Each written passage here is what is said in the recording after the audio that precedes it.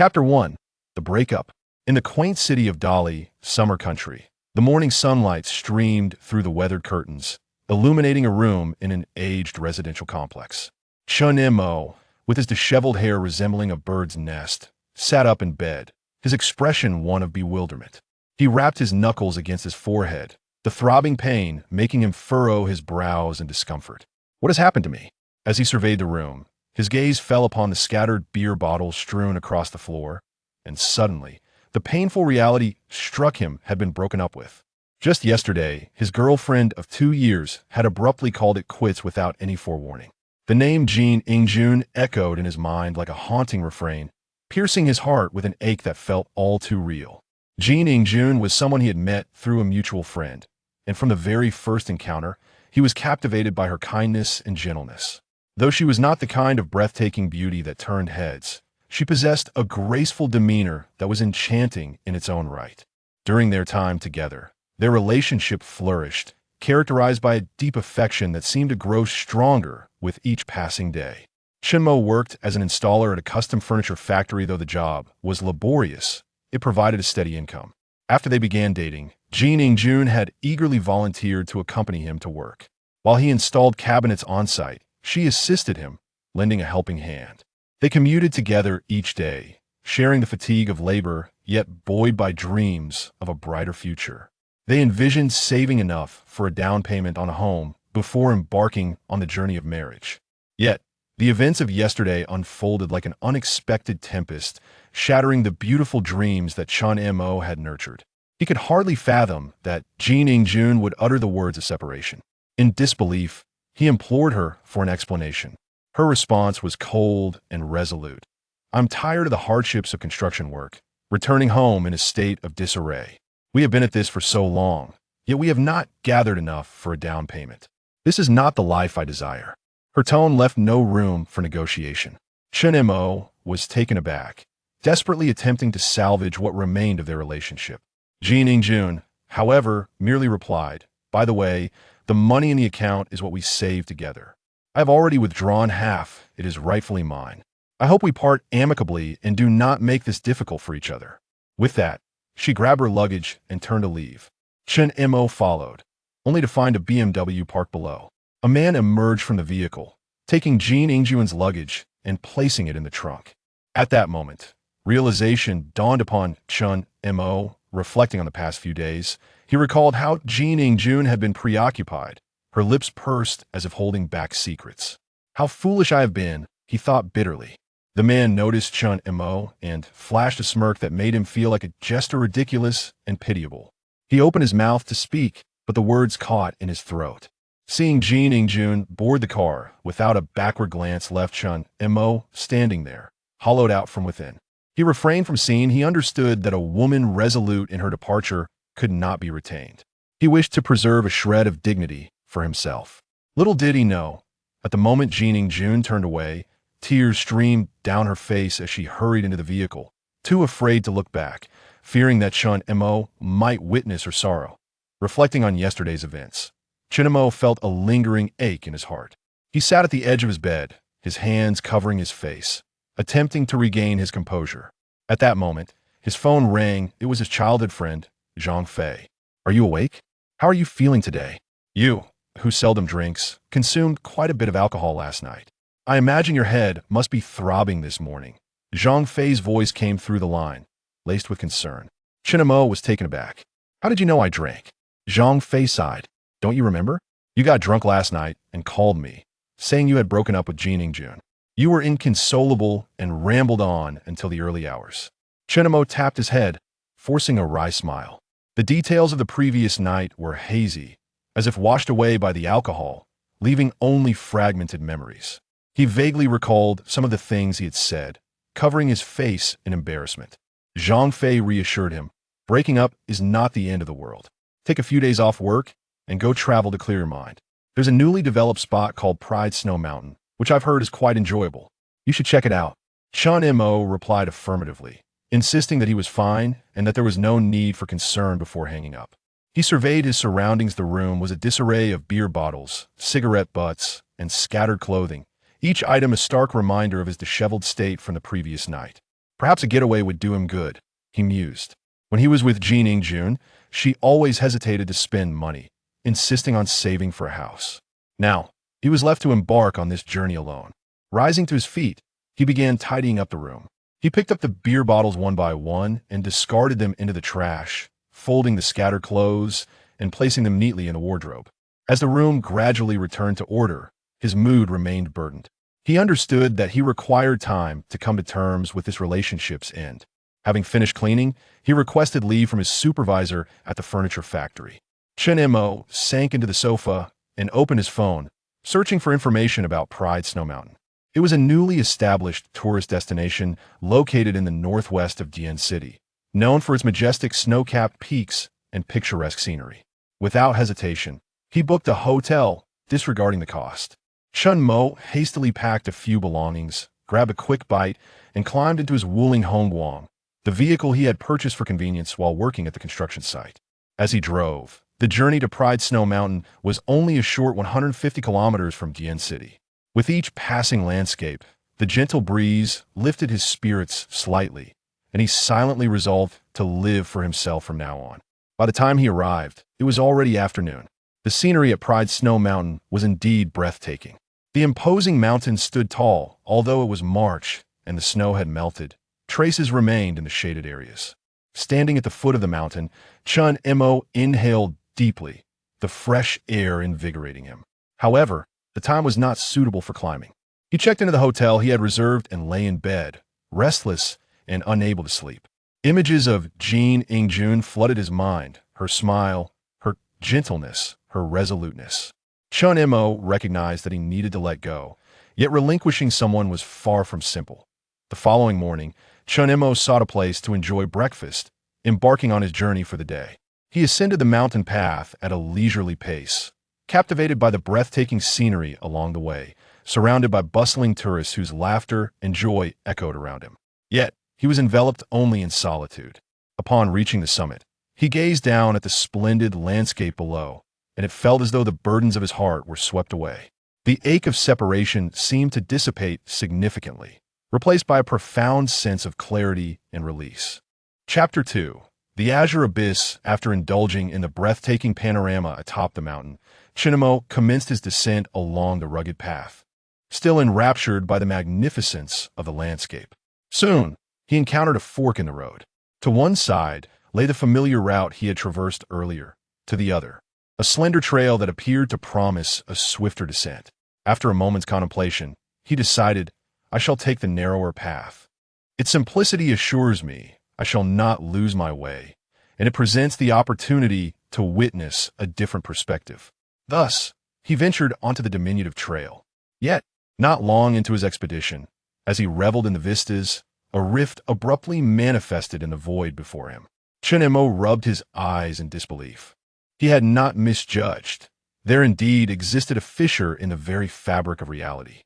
As he stood there, perplexed, something emerged from the depths of the rift. Chen Mo's eyes widened in wonder, unable to fathom the spectacle unfolding before him. In the blink of an eye, the rift seemed to dissipate as if it had never been, leaving him in a state of uncertainty, though his curiosity urged him to draw nearer. As he approached the site of the rift, a faint azure luminescence captured his attention. There lay a diminutive, tower-like object, quietly resting upon the ground and emanating a gentle glow. What could this possibly be? Chen Mo found himself deep in contemplation, his thoughts swirling with an array of questions. Hesitant, yet irresistibly drawn by curiosity, he reached out to make contact. Suddenly, a ring adjacent to the tower began to radiate a luminous white light, and in that instant, the ethereal visage of an elderly man materialized. A sense of dread enveloped Chen Mo, his complexion paling as he gasped, "A ghost." He turned to flee, his heart pounding and his steps frantic. After dashing a short distance, he could not resist the urge to glance back, only to discover the specter standing motionless, seemingly surveying the surroundings. Have I inadvertently entered a realm devoid of magic? The old man pondered. The elder's gaze finally fixed upon Chen Mo, sending a shiver coursing down his spine. Just as he contemplated fleeing once more, the old man spoke. "Young friend, do not be afraid. I am not a specter. His voice was gentle and resonant with age, imbued with a sense of weariness. Chen came to a halt, a flutter of anxiety stirring within him. He scrutinized the apparition, observing that it appeared even more ethereal than before. With a sigh, the elder's expression conveyed a blend of urgency and resignation. "May I inquire your name, young friend?" I am Chen," he stammered, pausing momentarily before responding. The elder nodded. "Chen, are you willing to embark on the path of immortality?"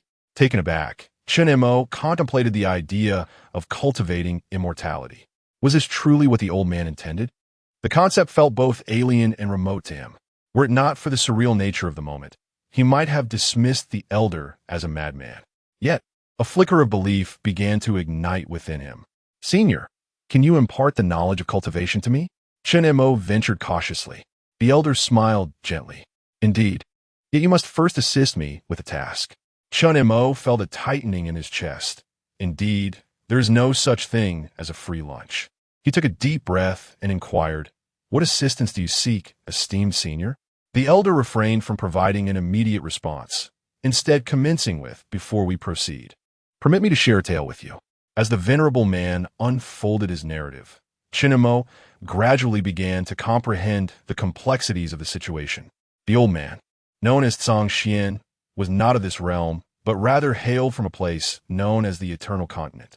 His story was replete with twists and treachery. Song Xian, accompanied by his companion Xianda, encountered a spatial tempest during their travels and, regrettably, became ensnared in its chaotic embrace. When the storm finally abated, they stumbled upon an ancient ruin. It was evident that a great battle had once unfolded here, with remnants of shattered roofs and crumbling walls scattered about.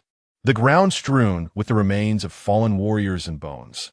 Although the essence of those valiant souls had long since dissipated, the remnants were still rare materials, and the bones, having withstood the ravages of time, bore a striking resemblance to exquisite jade, a testament to their former might, revealing that they had arrived at an extraordinary locale.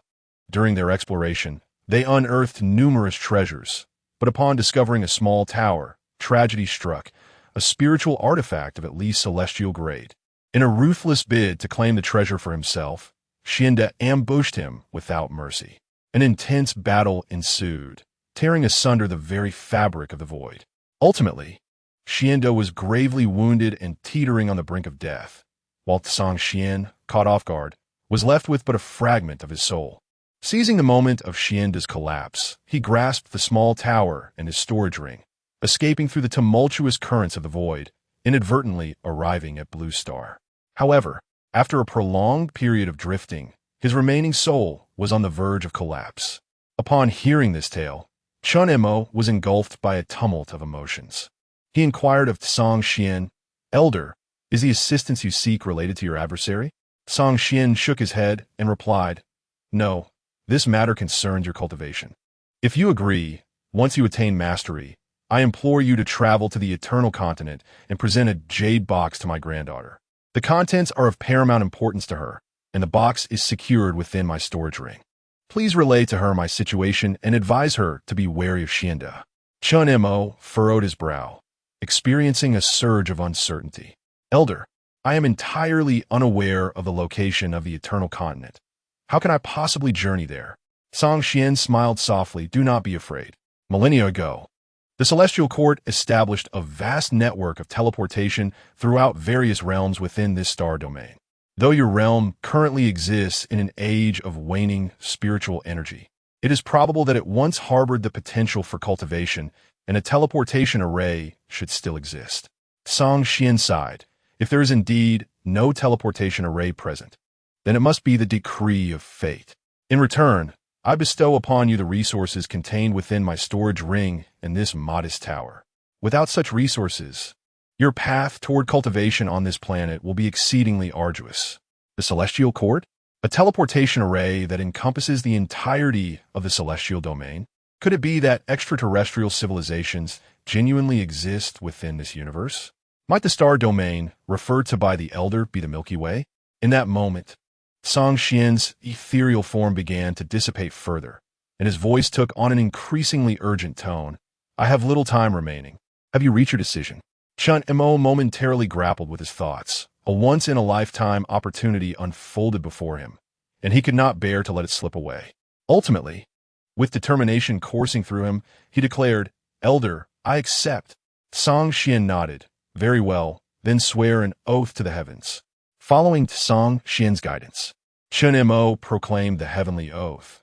"With the heavens above, I, Chun Mo, vow, should I attain mastery in my cultivation, I shall journey to the eternal continent to seek out Song Xian's granddaughter, Song Yu, and deliver the jade box to her. If I reach the corresponding realm and fail to uphold this oath, my cultivation shall stagnate, and I shall be beset by inner demons. However, should there be no teleportation array on Blue Star, I shall be absolved of this oath." The terms of the oath were not excessively stringent, bordering on leniency, which struck Chun Mo as somewhat incongruous. A sense of vigilance stirred within him, for he suspected that a hidden conspiracy lay beneath the surface. Subsequently, Song Xian provided a brief overview of the fundamental tenets of cultivation. Cultivation is classified into 9 principal realms: body refinement, foundation establishment, golden core, nascent soul, spirit transformation, void return, unity with Tao, great ascension, and tribulation crossing. Upon successfully navigating the tribulation, one may attain immortality. However, regarding the realms that transcend immortality, Song Xian confessed his lack of knowledge. Intrigued, Chun Mo asked, "Senior, what is your current realm?" With a proud smile, Song Xian responded, "I reside in the unity with Tao realm, a formidable presence within the eternal continent." Although Chun Mo was not particularly familiar with the intricacies of cultivation realms, the mention of unity with Tao, the 7th major realm, inspired within him a profound respect for this distinguished figure. Concurrently, he contemplated the parallels between this classification of realms and the principles of Taoism on Blue Star, recalling Song Xian's prior reference to the spiritual energy present on Blue Star. Might there be cultivators residing there? A blend of anxiety and anticipation surged within Chun Mo. He recognized that from this moment forth, his existence would embark upon a profound metamorphosis. He would undoubtedly set forth on the path of cultivation. Chapter 3. The Temporal Spatial Tower. Song Xian observed Chun Mo, who appeared to be deep in contemplation, oscillating between exhilaration and longing, and found it rather entertaining. Song Xian elaborated, stating that to embark on the path of cultivation, one must possess a spiritual root, which is categorized into 8 distinct types: metal, wood, water, fire, earth, wind, thunder, and ice. Each spiritual root is further subdivided into 4 tiers: heaven, earth, profound, and yellow, with each tier comprising 3 grades: upper, middle, and lower. There exist legends of a sacred tier that surpasses the heaven tier, although its authenticity remains shrouded in uncertainty. Chun Mo was filled with elation as he turned to Song Xian and inquired, "Esteemed senior, how do you assess my aptitude? What is the nature of my spiritual root, and how is it evaluated?" With a gentle smile, Song Xian replied, "At my level, there is no necessity for spirit stones for testing. You possess a middle-grade earth spiritual root encompassing all 5 elements. Your aptitude is indeed quite remarkable." Upon learning that he had 5 spiritual roots, Chun Mo asked, "Esteemed senior, does the possession of multiple spiritual roots signify greater merit?" Song Xian responded, "Not entirely. The number of spiritual roots possesses its own advantages and disadvantages. Cultivating a single spiritual root is the swiftest approach. However, if that singular root is of inferior quality, the cultivation progress will inevitably falter, constraining future accomplishments. In contrast, with your 5 spiritual roots, assuming they are of superior quality, your growth will not be sluggish, and the array of spells available to you will expand, facilitating your ability to confront adversaries." As Song Xian spoke, Chun Mo noted the elder's ethereal form flickering, as though it might dissolve into the ether at any moment. A sense of urgency tightened within Chun Mo's heart, prompting him to inquire with concern, "Senior, are you well?" Song Xian's voice appeared to resonate from afar. "My time is constrained, thus I shall be succinct." As he spoke, he deftly flicked his finger, summoning 2 jade tablets from his storage ring, which hovered before Chun Mo as he gestured towards one of them. This jade slip contains the Burning Heaven technique, a cultivation method I have diligently practiced. It is a premier technique that leads directly to the tribulation stage, ranking among the finest on the Eternal Continent. With your possession of 5 elemental roots, you too can cultivate it. The other jade slip holds the Thunder Fist, an exceptional martial art for the body refinement stage. Not only does it augment combat prowess, but it also bestows remarkable benefits for body refinement, accelerating the cultivation speed during this phase. Simply press the jade slip against your forehead to assimilate its knowledge. Chun Mo listened, his heart brimming with exhilaration, and he swiftly nodded, "Thank you, revered elder. I shall cherish this wisdom." Song Xian then produced a crystalline stone of remarkable clarity and presented it to Chun Mo. "This is a spirit stone," he explained. "The spiritual energy within Blue Star is rather scarce, and this spirit stone will greatly assist your cultivation." Spirit stones are classified into 4 categories: low grade, mid grade, high grade, and supreme grade, with an exchange ratio of 100 on the Eternal Continent. Therefore, a single high-grade spirit stone can be exchanged for 100 mid-grade spirit stones or 10,000 low-grade spirit stones. Upon learning that there were no supreme-grade spirit stones available, Chun Mo inquired, "What are the supreme-grade spirit stones?" Song Xian chuckled, remarking that supreme-grade spirit stones are exceedingly rare, and thus, no one would willingly exchange them for inferior stones. Understanding this, Chun Mo nodded in acknowledgement. Song Xian then produced a small pouch, stating, "This is a storage bag designed for holding items. Simply drop your blood upon it to recognize it as yours, and you may then utilize it."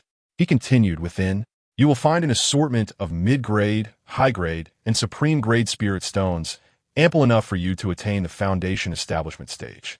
However, I advise you to refrain from utilizing the high-grade and supreme-grade stones at this juncture, for you will require a substantial amount of spiritual energy upon reaching foundation establishment." "Understood. I will keep that in mind," Chun Mo replied. Song Xian smiled and produced a pill, declaring, "This is a perfect grade foundation establishment pill, indispensable for your cultivation at this juncture. Utilize it when the moment is ripe." His expression grew intricate as he regarded the ring and the diminutive tower resting upon the ground, gesturing to summon the 2 artifacts. Regarding these 2, the storage ring is vastly superior to the storage bag. However, you must first establish your foundation and cultivate spiritual consciousness to refine it for your use. All my belongings reside within, including the items I entrusted to you for delivery to Xianyu. Safeguard them diligently. As for this small tower," he hesitated, "I suspect it is at least a celestial-grade spiritual treasure. Endeavor to refine it when your cultivation has advanced." Chun Mo found himself in a state of wonderment. Celestial-grade treasures. He contained his enthusiasm and nodded emphatically. "I comprehend, revered elder." Song Xian entrusted the storage bag to Chun Mo, advising him, "The storage ring and the small tower cannot be contained within the storage bag due to the constraints of spatial laws, which you will eventually come to understand. Therefore, carry these 2 items with you." Accepting them with reverence, Chun Mo replied earnestly, "Thank you, esteemed elder. I shall uphold your trust and fulfill your desires." Song Xian smiled faintly, casting his gaze about before finally lifting his eyes to the heavens, as if bidding farewell to the world. His form gradually became ethereal, ultimately dissipating into the atmosphere. A wave of sorrow enveloped Chun Mo's heart as he bowed thrice in reverence towards the spot where Song Xian had vanished, murmuring, "Esteemed elder, may your journey be safe." The descent down the mountain felt interminably drawn out. Chun Mo, preoccupied with thoughts of returning to the hotel, failed to appreciate the breathtaking vistas along the way. By the time he arrived at the hotel, the afternoon had already waned. He hastily consumed a light repast, and upon returning to his chamber, he meticulously scrutinized his surroundings, ensuring no surveillance devices were present before eagerly retrieving the storage bag. Blood oath of allegiance. Chun Mo murmured to himself, detaching a small knife from his keychain and carefully pricking his finger to draw forth a droplet of blood. As the crimson bead fell onto the storage bag, an extraordinary bond surged between him and the bag. With a mere thought, the contents of the storage bag materialized one by one within the confines of the room. In addition to the cultivation jade slips and martial techniques mentioned by Tsang Xian, the storage bag contained an abundance of spirit stones. Chen Mo counted them, over 3,000, varying in size and quality, clearly of different grades. So many spirit stones, resembling jade and radiating a soft white luminescence. Surely, these would command a substantial price if sold, Chen Mo mused inwardly. He then shook his head, recalling the elder's admonition to secure all the spirit stones before his gaze settled upon a small tower. The tower, comprising 9 layers, appeared to be constructed from a substance akin to jade, translucent and shimmering with a faint light, emanating an aura of mystery and beauty. Fixating on the small tower, an idea struck him. If the storage bag can recognize its master through blood, could this tower possess the same capability? Acting on a sudden impulse, he pressed upon the wound on his finger, allowing a solitary drop of blood to cascade onto the tower.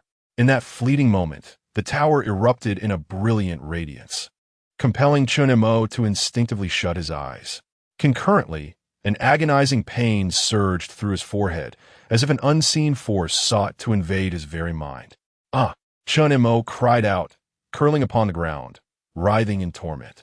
The excruciating sensation threatened to push him to the precipice of death. Regret inundated his thoughts. What am I doing? Why did I stubbornly pursue this blood oath? The agony persisted for what felt like an eternity, and his consciousness began to wane. He fervently urged himself, I cannot succumb to unconsciousness. Absolutely not. I have only just encountered my celestial destiny and have yet to commence my cultivation journey. I refuse to allow this to be the end. As his consciousness began to fade, Chen Mo gritted his teeth, his eyes wide with resolve, refusing to surrender to slumber. A chilling premonition gripped him. He feared that if he succumbed to sleep, he might never awaken again. After an indeterminate span of time, the agony gradually receded. Chen Mo gasped for breath, his body soaked in perspiration. Reclining on the floor, he felt as though he had traversed the threshold of the underworld. Still trembling from the experience, he silently vowed never to act so recklessly again. Although he had emerged from this trial, he understood that fortune could not be relied upon indefinitely. Chapter 4. Han Yuan decision at that moment. A swift rapping resonated from beyond the door. Please, open up. Is anyone inside well? Chen Mo suddenly comprehended that his earlier exclamations might have drawn the attention of the hotel staff. Straining to his feet, he responded in a raspy tone. I am perfectly well, merely suffered an accidental stub of my toe. Clearly unconvinced, the staff insisted on entering to check on him. With no alternative, Chen Mo washed his face in the bathroom before reluctantly opening the door. Sir, are you truly all right? Do you require our assistance in escorting you to the hospital? The staff inquired with earnest concern. Chen Mo waved his hand dismissively. Thank you, but it is unnecessary. I am quite well now. One of the staff members entered the room, surveyed the surroundings, and upon confirming that all was in order, they departed. Chen Mo closed the door and exhaled deeply. He returned to the bed, yet his heart was brimming with exhilaration. He could sense the presence of the small tower that had merged with his consciousness, as if it had become an integral part of him. What is the true essence of this small tower? Chen Mo murmured softly to himself, his eyes shimmering with anticipation. Perched upon the hotel bed, he gently closed his eyes, allowing himself to be enveloped by the mysterious aura of the tower within his mind. His heart brimmed with a blend of confusion and curiosity. How did this entity infiltrate my consciousness? The realm of cultivation is indeed extraordinary, transcending all my previous comprehension. As he contemplated the methods of utilizing the tower, a torrent of information suddenly surged into his consciousness. Chen Mo paused briefly, then began to organize the deluge of knowledge. It was revealed that this unassuming tower was known as the Time-Space Tower, a genuine artifact of celestial provenance. The tower consisted of 9 levels, each representing a distinct realm, with differing rates of temporal flow. The first level accelerated time at 10 times that of the external world, the second at 20 times, the third at 40 times. Upon rapid calculation, he discerned that the time flow at the ninth level was an astounding 2,560 times that of the outside world. This signified that while a mere day passed externally, 7 years unfolded within the ninth level. This is indeed an extraordinary boon. Chun Mo could not suppress his admiration, reflecting that Senior Tsang Xian resembled the kind-hearted elders often depicted in web novels, who generously impart cultivation techniques and treasures. This time-space tower serves as my golden key. And I, Chun Mo, does this not splendidly embody the quintessential male protagonist? He laughed heartily, nearly exclaiming, "Is there anyone else?" After tempering his exuberance, he reminded himself to remain grounded and not to be swept away by his emotions. He was still a novice. Although Chun Mo had yet to cultivate, he discovered that he could access the first level of the time-space tower. With a mere thought, the scenery before him transformed instantaneously. The once confined hotel room vanished, replaced by an expansive vista resembling a starry sky. Surrounded by swirling mists, it felt as though he stood atop the heavens. The ground was adorned with translucent jade, radiating a gentle, ethereal glow. With each step Chun Mo took, he felt a buoyancy enveloping his being. Could this mist be spiritual energy? Chun Mo pondered, extending his hand to caress the surrounding mist, lost in silent contemplation. He gazed upward, realizing that the ceiling was not an ordinary roof, but rather a magnificent expanse of stars. The countless stars sparkled with brilliance, a mesmerizing array of colors, breathtakingly beautiful and nearly intoxicating. A mere glance left Chun Mo spellbound. In the heart of the tower floated a platform, approximately 3 square meters in size, hovering about 50 centimeters above the ground, upon which lay a meditation mat.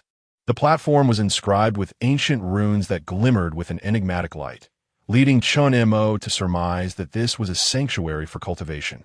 Suspended above the platform was a radiant spiritual orb, casting a gentle glow that illuminated the entire space, as if it possessed the ability to purify one's very essence. Chun Mo drew closer and discovered several small chambers nearby.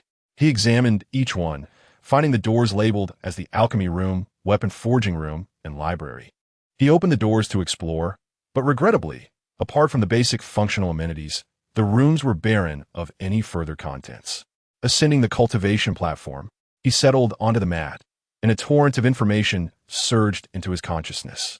It was a technique named Hunyuan Ju, a method capable of guiding one to the zenith of immortality. Accompanying it was a martial technique known as the Jiuxiao sword art. The prelude to the Hunyuan Ju was extraordinary, proclaiming, "Hunyuan returns to unity. All methods stem from the same origin.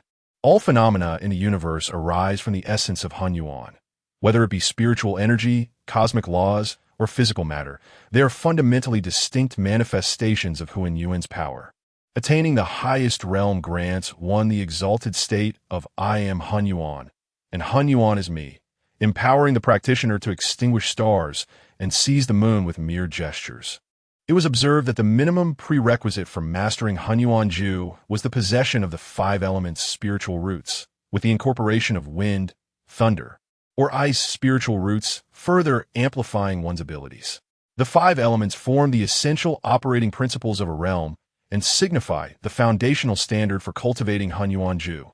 This particular aspect resonated with Chun Mo's attributes, yet it appeared astonishingly serendipitous, almost as if it were intricately crafted for him. This technique is undeniably formidable. Chun Mo was deeply astonished upon examining the details. However, he soon encountered a predicament.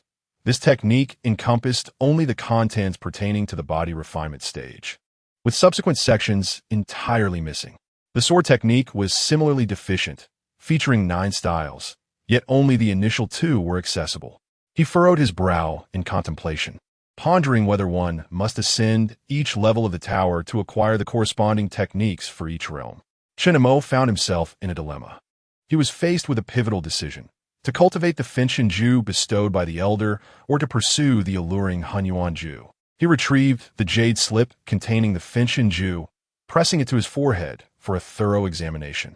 While Fengshen Ju was undoubtedly a superior technique, It paled in comparison to the captivating introduction of Hunyuan-ju.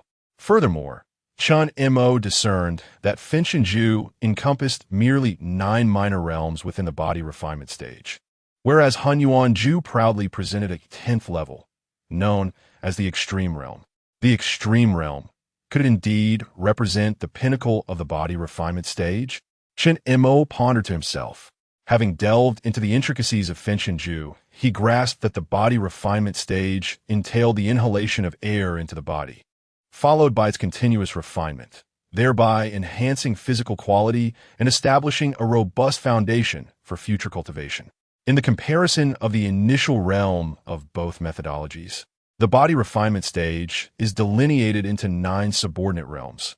Levels 1 to 3 pertain to skin refinement, levels 4 to 6 to bone refinement, and levels 7 to 9 to organ refinement. While these 2 techniques exhibit considerable similarities, Hunyuan-ju boasts an additional 10th level. Should one attain the extreme realm within the body refinement stage, their strength subsequent to foundation establishment would assuredly experience a remarkable augmentation.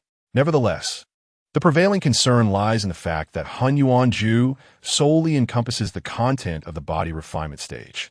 What there were no further techniques available upon reaching the foundation establishment stage, Chen Mo experienced a fleeting moment of uncertainty. He cast a glance at the Finchen-ju in his grasp, then at the Hunyuan-ju vividly unfolding within his mind. Ultimately, he clenched his teeth and made a steadfast decision. It matters not. I shall first immerse myself in the primordial technique. Should I find my options exhausted upon reaching the foundation establishment stage, I can always transition to the heavenly flame technique. With unwavering resolve, Chun Mo chose to embrace the risk. Without a moment's hesitation, he settled into a cross-legged position and began to channel the spiritual energy into his being. Adhering to the tenets of the primordial technique, he diligently engaged in the process, fully dedicating himself to his cultivation. Chapter 5. Moving as time progressed. The abundant spiritual energy within the time-space tower enabled him to perceive a subtle flow of spiritual power within himself. This must be the technique known as guiding energy into the body. He had never anticipated achieving mastery so swiftly. Is this the essence of cultivating immortality? Chen Mo felt an exhilarating rush. The instant the spiritual energy penetrated his being, he involuntarily shivered, enveloped in a warm and delightful sensation that nearly drew forth a sigh of pleasure. He recognized that he had embarked upon an entirely new odyssey. The path ahead may be laden with uncertainties and trials, yet he stood prepared. Since fate has bestowed upon me such an opportunity, I shall seize it. Chun Mo clenched his fists, his eyes shimmering with resolve. Early the following morning, he departed from the resplendent jade snow mountain scenic area. Having been bestowed with the gift of immortality, he felt little desire to indulge in leisurely activities. His thoughts were entirely consumed by the aspiration to return home and retreat into seclusion for further cultivation, disregarding the beauty of the landscape en route. Following last night's practice, he had successfully ascended to the first tier of body refinement. Within the confines of the time-space tower, the passage of time flowed at 10 times the rate of the outside world, and he had devoted a full 2 days to cultivation there. But why 2 days? In the latter hours of the night, upon attaining the initial layer of body refinement, his physique expelled a considerable amount of impurities, resulting in an unpleasant odor that necessitated a cleansing bath. Furthermore, feeling rather famished, he ventured out to procure sustenance, thereby pausing his cultivation for the remainder of the night. During his journey home, Chun Mo reflected on the events of the previous night and contemplated the wisdom of stocking provisions in his storage pouch for convenience during his cultivation endeavors. Although the body refinement stage predominantly depended on spiritual power to refine the body, nourishment remained an indispensable source of energy. During this period, he also unearthed a feature of the time-space tower. The previous night, he had transferred the spirit stones from his storage pouch into the tower. To his astonishment, upon awakening, he discovered the spirit stones were absent, yet the tower's spiritual energy had significantly amplified. With his advancement to the first layer of body refinement, he realized that the tower was also drawing in spiritual energy from the external environment, finally grasping the reason behind the density of the internal energy, though he lamented the scarcity of spiritual energy on Blue Star. By the time he returned to his rented abode, it was already noon. Chun Mo surveyed the dwelling he shared with Jean Ingjun, each corner alive with reminiscences. With a sigh, he resolved to relocate. Firstly, to escape this place of sorrow. Secondly, because the bustling urban village was crowded and cacophonous, rendering it ill-suited for cultivation. Upon returning, drenched in perspiration, he took a bath. Clenching his fists, he felt a surge of vitality coursing through him as he stood before the mirror, appraising his reflection. The slight protrusion of his abdomen appeared to have receded, and his skin seemed more taut and resilient. He could not resist a moment of vanity to achieve such results at merely the first level of body refinement. What marvels await with further advancement? An exquisite physique and a sculpted waist shall undoubtedly be attainable. Regaining his poise, Chun Mo embarked on a quest for a dwelling. He traversed the suburbs and the northern reaches of the city and ultimately stumbled upon a fitting abode. This locale, known as New Village, was not merely a residential complex, but rather a collection of private residences. In the foreground lay an expansive villa district, while behind it unfurled extensive agricultural lands.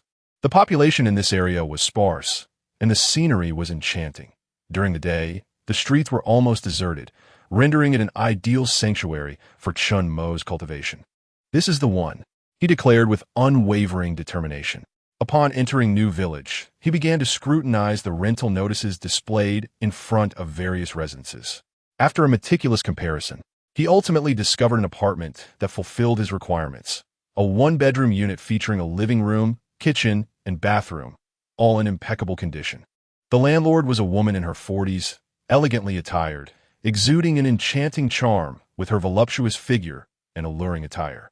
She embodied a bewitching allure, and for a fleeting moment, Chun Mo found himself captivated, his cheeks flushing as he regained his composure. Observing Chun Mo's gaze, the landlord, named Zhou Ling, appeared unfazed instead. She proudly straightened her posture and inquired, "What is your profession?" Chun Mo responded, "I am Chun Mo, an author of web novels. I generally compose my works from the comfort of my home and rarely step outside." He spoke only a partial truth, aiming to allay any potential doubts Zhou Ling might harbor concerning his frequent future absences, as he wished to maintain tranquility during his cultivation. Zhou Ling softly murmured, "What can one truly earn from writing novels? What prospects could you possibly envision?" Chun Mo found himself at a loss for words. She proceeded to elaborate.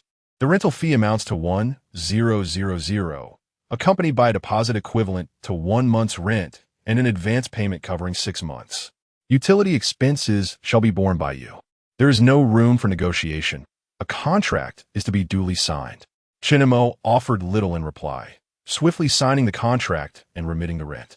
Zhou Ling was taken aback by his decisiveness, swaying her hips as she departed after collecting the payment.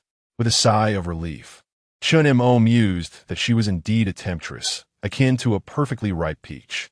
Had she lingered any longer, it might have resulted in an embarrassing predicament. That afternoon, Chun Mo returned home, resolutely intent on immediate relocation.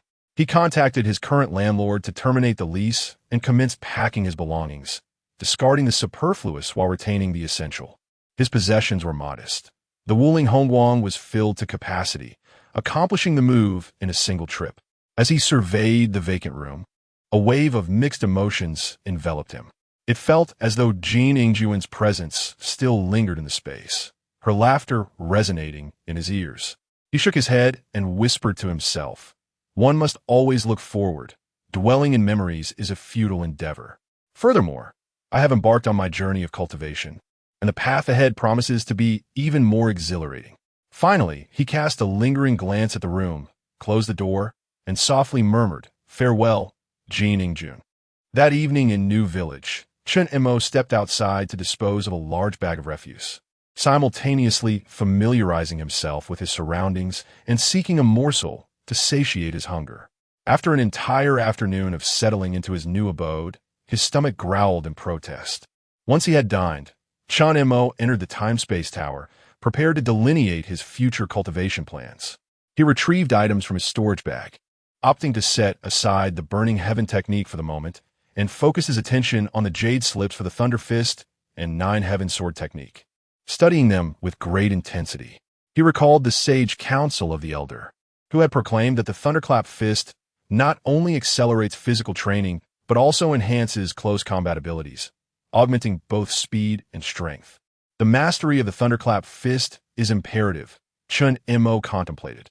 Additionally, the Nine Heavens Sword technique, which accompanies the Hunyuan method, permits the practice of its initial two forms, Jinghong and Luyan.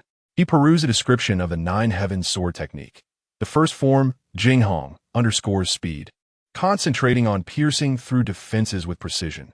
Though the movements appear simplistic, they are executed with ferocity, akin to a startled swan, swift as the wind, striking before the adversary comprehends. The second form, Luyan, embodies elegance, as the sword flows as smoothly as drifting clouds. This technique prioritizes continuity and agility, revealing hidden lethality within its gentle demeanor. It seems I must procure a sword, Chen Mo mused, yet I shall set aside swordsmanship for the moment. The Thunderclap Fist demands my immediate focus. He began to reflect and initiated his practice of the Thunderclap Fist. The technique consists of 6 forms, each possessing 9 variations, necessitating synchronization with breath and mental focus. With his feet apart and arms relaxed at his sides, Chen Mo inhaled slowly, aligning his breath with the rhythmic pattern of the technique. His feet moved rapidly in a fluid exchange, his body pivoting with grace as his fist struck like lightning, creating a flurry of shadows, with faint traces resembling thunder flickering in the air. He diligently practiced the Thunderclap Fist in conjunction with his breathing, completing the sequence after a quarter of an hour. Upon finishing, he exhaled slowly, drawing his breath back to his dantian. Despite feeling slightly breathless and a sheen of sweat upon him, he experienced a refreshing clarity of mind. Chen Mo persisted in executing the sequence 2 additional times before coming to a halt, finally settling onto a cushion to initiate his cultivation of the Hunyuan method for the refinement of his physique. Chapter 6. Wu Yongchang. Half a year later, during this 6-month interval, Chen Mo devoted nearly all his time within the time-space tower. The temporal flow within the tower is tenfold that of the outside world. Consequently, he dedicated over 4 years to intense training within its confines. Apart from infrequent forays to procure essential supplies, he seldom ventured outside. His steadfast diligence yielded results, as he ultimately ascended to the 8th level of physical refinement. The refinement of his skin and bones was complete, and he was presently in the phase of refining his organs. Chen Mo felt an overwhelming force surging within him. Ordinary blades could scarcely inflict harm upon him. As for firearms, he had yet to test their efficacy, yet he presumed they would still present a certain degree of threat.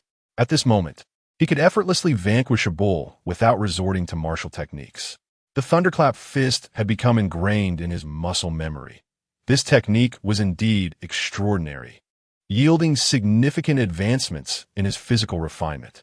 Although Chen Mo had not yet engaged in actual combat, he harbored confidence in its efficacy. The first form of the Nine Heavens Sword technique, Jinghong, had attained remarkable mastery, while the second form, Luyan, was also approaching proficiency. His only lament lay in the quality of his sword.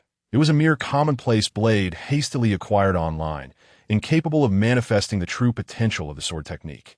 That night, at the stroke of 11, Chen Mo emerged from the time-space tower, feeling somewhat fatigued.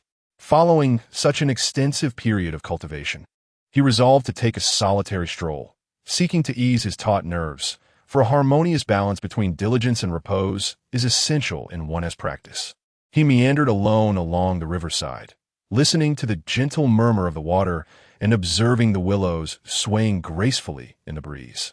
As the streets at night lay devoid of life, Chen Mo relinquished his contemplation of training and instead indulged in the serene stillness of the moment. Over the preceding 6 months, he had grown accustomed to solitude. Apart from sporadic phone calls to his parents and relatives, he had nearly severed all connections with the external world. At times, he even felt as though the world had forgotten his existence. Suddenly, a discordant symphony of hurried footsteps shattered the tranquility of the street. Chun Mo raised his gaze, only to behold several shadowy figures racing in the distance. The footsteps were frantic and chaotic, unmistakably signaling the involvement of multiple individuals. Before long, the figures drew nearer to Chun Mo, revealing themselves as 5 masked assailants clad in black, brandishing knives and pursuing 2 individuals. One of those being pursued wielded a stick, desperately defending himself while sustaining injuries, striving to safeguard the middle-aged man beside him. However, his movements were sluggish due to his wounds, placing him at a considerable disadvantage. Chun Mo furrowed his brow in contemplation. In this tranquil society, how could anyone possess the audacity to act so brazenly? Assassinations occurring in broad daylight? Both the assailants and their target were aware of Chun Mo's presence, yet they chose to ignore him. As he observed the 2 grappling with their predicament, a wave of hesitation washed over him. Initially, he had resolved to remain a mere spectator, but witnessing their impending downfall ignited a sense of urgency within him to step in. Not only would this serve as a testament to the skills he had honed over the past 6 months, but as a youth nurtured in an era of prosperity, he could not bear to remain passive in the face of such egregious wrongdoing. With remarkable swiftness, he surged toward the tumult, the figures clad in black. Upon noticing his advance, wasted no time. One of them immediately moved to intercept him. Chun Mo contemplated. These individuals are far from ordinary. They display extraordinary coordination and expertise. Undoubtedly professionals. The middle-aged man, sensing the imminent peril, urgently exclaimed, "Young man, flee. You stand no chance against them. Swiftly summon assistance." However, before he could complete his warning, the assailant clad in black, who had lunged at Chun Mo, was propelled backward, crashing heavily to the ground. He lay there, struggling and grimacing in agony, a testament to Chun Mo's restraint. He dared not extinguish a life in these tranquil times. This spectacle rendered everyone speechless. The remaining figures in black exchanged glances before dispatching 3 of their number to confront Chun Mo, while the 4th turned to engage the 2 pursuers. Observing this, Chun Mo let out a cold chuckle and surged forward. The ensuing battle was overwhelmingly one-sided. Chun Mo moved with the swiftness of lightning, his strength eclipsing that of ordinary men. The attackers appeared sluggish in his perception. He effortlessly evaded their strikes, countering with a punch that sent one sprawling. Another swung a knife at him, but Chun Mo sidestepped with grace, delivering a swift kick to the assailant's abdomen, who collapsed immediately. The 3rd, witnessing this, recoiled in terror. Yet Chun Mo denied him the opportunity to flee, swiftly closing the distance and subduing him. In mere moments, all 3 figures in black lay vanquished. The middle-aged man looked on in astonishment, unable to suppress his exclamation, "A master martial artist." Upon hearing this, Chun Mo felt a surge of curiosity. A master? What level might that entail? Could there genuinely be cultivators on Blue Star? After dispatching the 3 assailants, Chun Mo turned his attention to assist the 2 remaining individuals. The last figure clad in black, sensing the tide had shifted against him, attempted to flee. However, he was firmly ensnared by the bodyguard. Chun Mo rushed forward and effortlessly resolved the situation. Following the skirmish, the middle-aged man swiftly approached to introduce himself. "Brother, I am Wu Yongchang, and this is my bodyguard. Away. I cannot adequately express my gratitude for your timely assistance. Had it not been for your intervention, our evening would likely have culminated in disaster." Chun Mo inclined his head in acknowledgement and introduced himself, saying, "I am Chun Mo." Wu Yongchang expressed his gratitude once more before turning to evaluate the condition of his bodyguard, Away. Fortunately, Away had only suffered minor injuries. Wu Yongchang promptly contacted the police and requested an ambulance. Observing that the situation had been resolved, Chun Mo prepared to depart, wishing to evade any encounter with law enforcement and the potential obligation of providing a statement. Under his current circumstances, attracting police attention was decidedly undesirable. However, Wu Yongchang called out to him, presenting a business card and saying, "Mr. Chun, this is my business card. I am the chairman of Tingyun Technology." Chun Mo accepted the card, which featured only a name and a telephone number. He nodded, recognizing the company. Tingyun Technology was one of the foremost enterprises in Dian City, primarily engaged in the realms of artificial intelligence and advanced research and development. Then, feigning a casual interest, he inquired, "Mr. Wu, what do you mean by master?" Wu Yongchang appeared slightly taken aback, but proceeded to elucidate. "Mr. Chun, you should be aware that martial artists are classified into 3 realms: Mingjin, Onjin, and Huajin. Mingjin represents the entry level, Onjin signifies mastery, and Huajin denotes the exalted status of a master. My bodyguard, Al Wei, is an Onjin expert, and among those sprawled on the ground are individuals of both Mingjin and Onjin levels. Observing how effortlessly you dispatch them, I deduce that you must indeed be a master." Chun Mo remained unaware of these terminologies. He had never encountered them previously, yet nodded with an air of feigned comprehension. Were martial artists reminiscent of the valiant characters depicted in television dramas? He had not foreseen the presence of such individuals on Blue Star.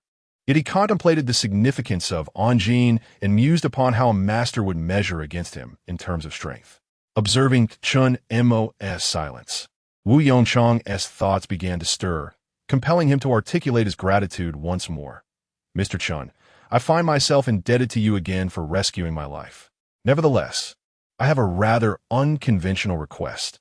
Might you be inclined to assist me?" Chun Mo arched an eyebrow, inquiring, "What is it?" Wu Yongchang exhaled deeply and responded, "Our company has recently unveiled a revolutionary technology, which I suspect has ignited the interest of certain individuals. I believe that rival enterprises or foreign entities have caught wind of it and are determined to appropriate it." Allowing a moment of pause for emphasis, Wu Yongchang continued, "While I have Al Wei to shield me, my daughter is devoid of such protection. I am apprehensive that they may target her as a means to coerce me. I seek your assistance in ensuring her safety for a month.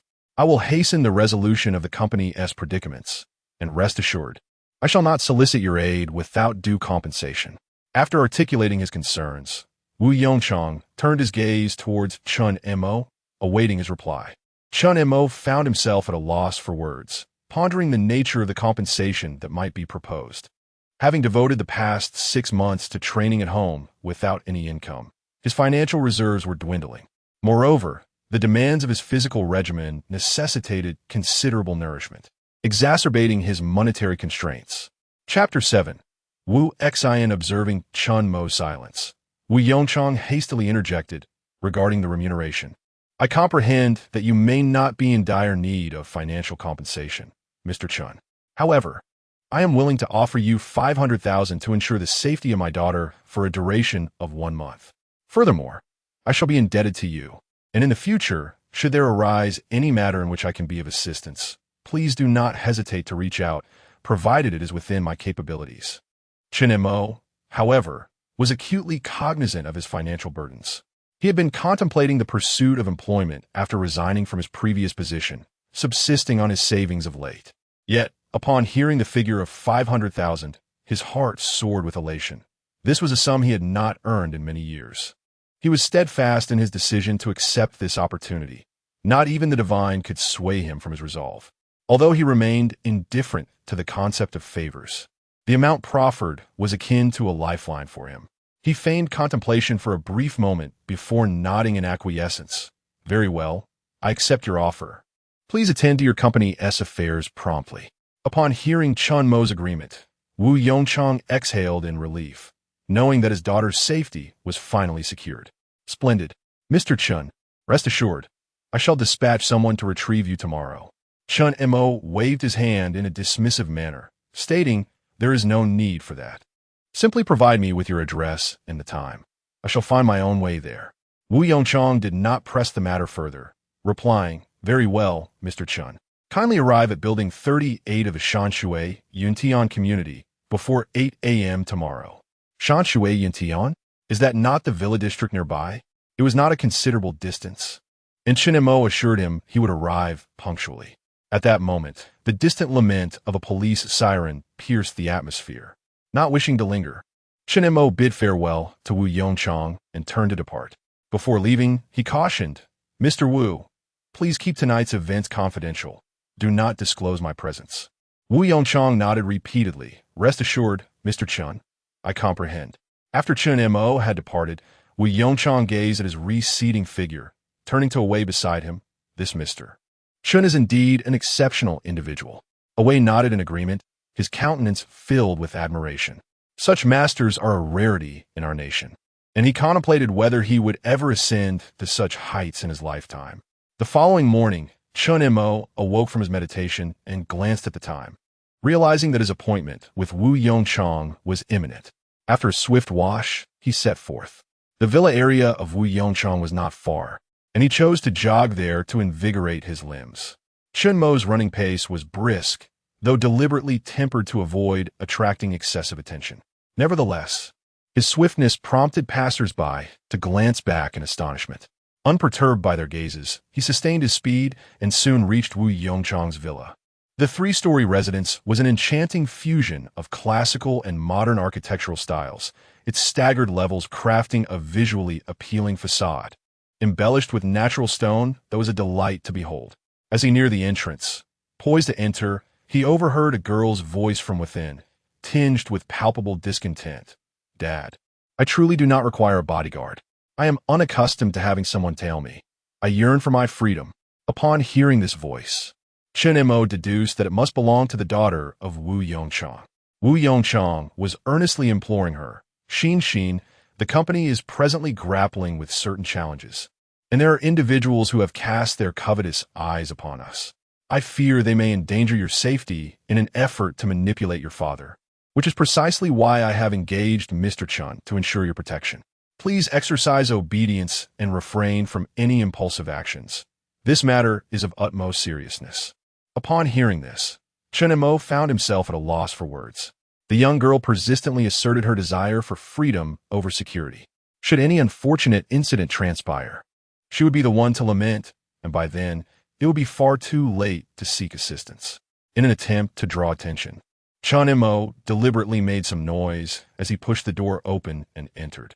Upon his arrival, Wu Yongchang visibly relaxed and quickly approached him. Mr. Chun, you have arrived. Allow me to introduce you. This is my daughter, Wu Xin. Turning to Wu Xin, he continued, Xin, this is Mr. Chun Mo, who will henceforth be entrusted with your safety. Chun Mo nodded, his gaze settling upon Wu Xin. The individual he was entrusted to safeguard was a striking young woman, possessing a statuesque figure, fair complexion, and delicate features, particularly her large eyes that glimmered with a hint of pride. Adorned in a simple white dress, she emanated an aura of freshness and grace. Nevertheless, her current demeanor betrayed a sense of impatience, clearly reflecting her unwelcoming disposition towards Chun Mo's presence. Wu Yongchang proceeded with the introduction, stating that Xin is a sophomore at Union University. Thus, Mr. Chun must ensure her safety during her commutes to and from school, as well as while she is on campus. Mr. Chun will adopt the role of a transfer student, purportedly a distant cousin of Xin. The arrangements with the school have already been established, and the faculty has been duly informed. There should be no complications. Upon absorbing this information, Chun Mo recognized that his charge was still a student. The situation felt oddly reminiscent. Wasn't this the foundation of a narrative concerning a campus beauty and her devoted guardian? He cast a sidelong glance at Wu Xin beside him and shook his head, ultimately deciding against the proposition. Feeling a sense of helplessness, he had not foreseen the necessity of returning to school. At the age of 27, he had long transcended the typical years of classroom attendance. Furrowing his brow, he addressed Mr. Wu. Sir, I believe this may not be the most suitable course of action. At my age, returning to school could prove to be rather inconvenient. Wu Yongchang hastily clarified, Mr. Chun, this is merely a matter of maintaining discretion. Rest assured, I have already made all the necessary arrangements with the school. Your only obligation is to remain by Xin's side and protect her in secret without actually attending classes. Meanwhile, Wu Xin, upon hearing her father's deferential tone towards Chun Mo, felt an increasing sense of displeasure. She pouted and coldly retorted, Dad, if he doesn't wish to go, then do not compel him. I am perfectly capable of taking care of myself. Wu Yongchang cast her a stern glance, his tone becoming more grave. Xin, do not act so willfully. Inviting Mr. Chun here is for your protection. Witnessing her father's fury, Wu Xin refrained from further retorts. She merely cast a disdainful glance at Chen Mo, choosing to remain silent. Chen Mo, however, remained unmoved by Wu Xin's demeanor. To him, this was simply a job. He held the belief that anyone who failed to seize a lucrative opportunity was a fool. Having toiled on construction sites, he had encountered a myriad of personalities. Nonetheless, his impression of the young woman waned further. Her arrogance and the condescending manner in which she viewed others was decidedly off-putting. Chen Mo reflected on his circumstances with a touch of resignation before ultimately nodding in acquiescence. Very well, since Mr. Wu insists, I shall give it a try. Upon hearing Chen Mo's agreement, Wu Xin refrained from any further remarks and urged, Father, I must take my leave. If I linger any longer, I shall be tardy. Wu Yongchang nodded and shifted his gaze toward Chen Mo. Mr. Chen, I am grateful for your assistance. As he spoke, he retrieved a check from his pocket and presented it to Chen Mo. Mr. Chen, this is a token of my gratitude for your help last night. I insist you accept it. Fully conscious of his daughter's presence, he refrained from further elaboration. Chen Mo was momentarily taken aback, not anticipating Wu Yongchang's offer of monetary compensation. Initially, he contemplated declining, but upon reflection, he acknowledged that he had indeed saved Wu Yongchang's life the previous night, thus deeming the payment justifiable. He accepted the check and glanced at it. 1 million? Wu Yongchang was undeniably generous. He then calmly tucked it into his pocket. In that case, I shall graciously accept. Wu Xin, observing this exchange, felt an even greater sense of displeasure. She let out a huff and turned towards the car that had been prepared for her. As Chen Mo attempted to follow, Wu Yongchang beckoned him back in a hushed tone. Mr. Chen, Xin has been indulged since childhood and can be rather obstinate. I hope you will be understanding. Chen Mo nodded in acknowledgement. Rest assured, Mr. Wu, I shall guarantee her safety. Chapter 8. Yunnan Dian University in the vehicle. Wu Xin took her place in the rear seat, while Chen Mo occupied the front passenger seat. Accompanying them was an additional automobile carrying 5 robust bodyguards, evidently arranged by Wu Yongchang to ensure enhanced security. Chen Mo regarded this arrangement with a sense of inevitability.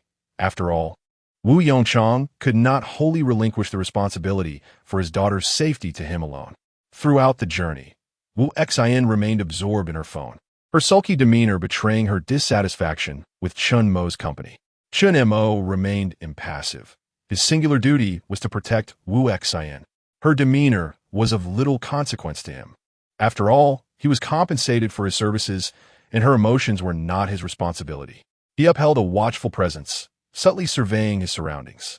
Although he currently lacked any supernatural perception, his senses were remarkably acute. He could discern even the faintest disturbances in his vicinity. The vehicle soon arrived at the entrance of Yunnan Dian University. As Chen Mo beheld the university's sign, a tumultuous blend of emotions enveloped him. Having endured financial struggles in his youth, he had departed from school after his first year of high school to seek employment, never envisioning that he would inadvertently realize his collegiate aspirations in such a manner. The accompanying bodyguards did not enter the campus, as their obligation was confined to ensuring safety along the route. Within the university, only Chen Mo remained to provide discreet protection. Once the car descended into the underground parking garage, Wu Xin emerged and impatiently addressed Chen Mo. While on campus, please maintain your distance. Do not allow anyone to perceive any connection between us. Chen Mo nodded with an air of nonchalance. Do not fret. I shall maintain my distance. As long as you remain within my line of sight, that will suffice. Wu Xin was slightly taken aback. She had expected Chen Mo to act like the other boys at school, concocting various excuses to draw nearer to her. Instead, she found herself surprised by his candid acquiescence. Observing Chen Mo's indifferent demeanor only intensified her irritation, prompting her to release a frosty huff. That would be best. With that, she raised her chin with pride and strode away. Chen Mo silently regarded her retreating figure, contemplating what on earth is transpiring. Women are indeed enigmatic beings. He trailed Wu Xin to the classroom from a distance. Upon his arrival, the teacher, having recognized him, gestured for him to come to the front of the class. Class, I would like to introduce our new transfer student, Chen Mo Chen. Please take a moment to introduce yourself. Standing at the podium, Chunemo simply said, "Hello everyone. My name is Chunemo." The classmates offered polite applause, and after a brief survey of the room, he descended from the stage and took a seat at the back. He exudes a certain charisma. While he may not fit the conventional standards of attractiveness, he becomes more captivating with each glance. Indeed, his detached demeanor during the introduction was rather striking. A few girls exchanged whispers while the boys regarded him with disdain, muttering about his apparent pretentiousness. Wu Exine rolled her eyes and remarked, "What an impolite individual." The lecture proved to be rather tedious for Chunemo. Having been away from academia for several years, he had nearly forgotten the knowledge encapsulated in the textbooks. Furthermore, as it was a university-level course, he found it somewhat bewildering. Consequently, he chose to remain silent, his thoughts consumed by his own training endeavors. At 6 in the evening, Wu Exine's class came to an end. She gathered her belongings, preparing to return home. Chunemo followed closely behind her, escorting her to the parking lot. The journey back was uneventful, proceeding smoothly without any incidents. Upon arriving at the Shangshui Yuntian Villa District, Wu Exine entered her home. Wu Yongchang was absent, leaving only her mother, Sun Ro, at home. Sun Ro was strikingly beautiful, embodying her name, and spoke with a gentle manner that exuded grace and poise. She expressed her heartfelt gratitude to Chunemo for rescuing Wu Yongchang the previous night. Had her husband not encountered Chunemo, she could hardly bear to contemplate the potential consequences. "I shall refer to you as Chunemo. I cannot thank you enough for what transpired last night. Would you care to stay for dinner?"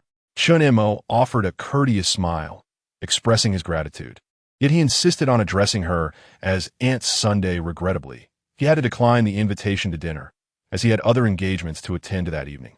Sun Ro, not wishing to pursue the matter further, simply smiled in response and said, "Very well, do take care on your journey." With a nod of appreciation, Chunemo exited the villa, choosing to run home. As he traversed the path, he experienced a buoyancy in his spirit. Despite Wu Exine's perplexing demeanor, the task before him was not particularly daunting. Moreover, the prospect of substantial remuneration of 500,000 was undeniably alluring. Let this be a glimpse into university life, Chunemo reflected inwardly. Just as he was leaving, Wu Exine emerged from her chamber, her expression one of displeasure as she voiced her grievances to Sun Ro. "Mother, that Chunemo is profoundly impolite. He extends to me no semblance of courtesy and perpetually upholds that frigid demeanor. I harbor no fondness for him. Perhaps we ought to relinquish the security arrangements for tomorrow." Sun Ro merely smiled in reply, fully cognizant of her daughter's temperament. Wu Exine had been indulged since her youth, inevitably cultivating a somewhat spoiled disposition. Gazing at her daughter with gentle understanding, she remarked, Exine, Mr. Chun is undeniably a proficient individual. Your father has engaged him for your protection, and it is for your safety. You ought to exhibit a modicum of courtesy towards him and refrain from exhibiting tantrums." Wu Exine, upon witnessing her mother endorse Chunemo just as her father had, felt a swell of discontent. Pouting, she retorted, "Why does everyone favor him? What is so extraordinary about him? He is merely a bodyguard." Sun Ro, perceiving her daughter's obstinacy, shook her head in resignation, fully aware that Wu Exine would not be amenable at that moment. "Enough of the commotion. Mr. Chun is here to safeguard you. You must cooperate with him and refrain from complicating matters." Although Wu Exine held her tongue and refrained from further objections, her visage remained marked by an air of defiance. Meanwhile, upon returning home, Chunemo immediately embarked on his training. Having wasted an entire day, he was eager to recuperate the lost time. Entering the time-space tower, he began to draw energy into his body to refine his internal organs.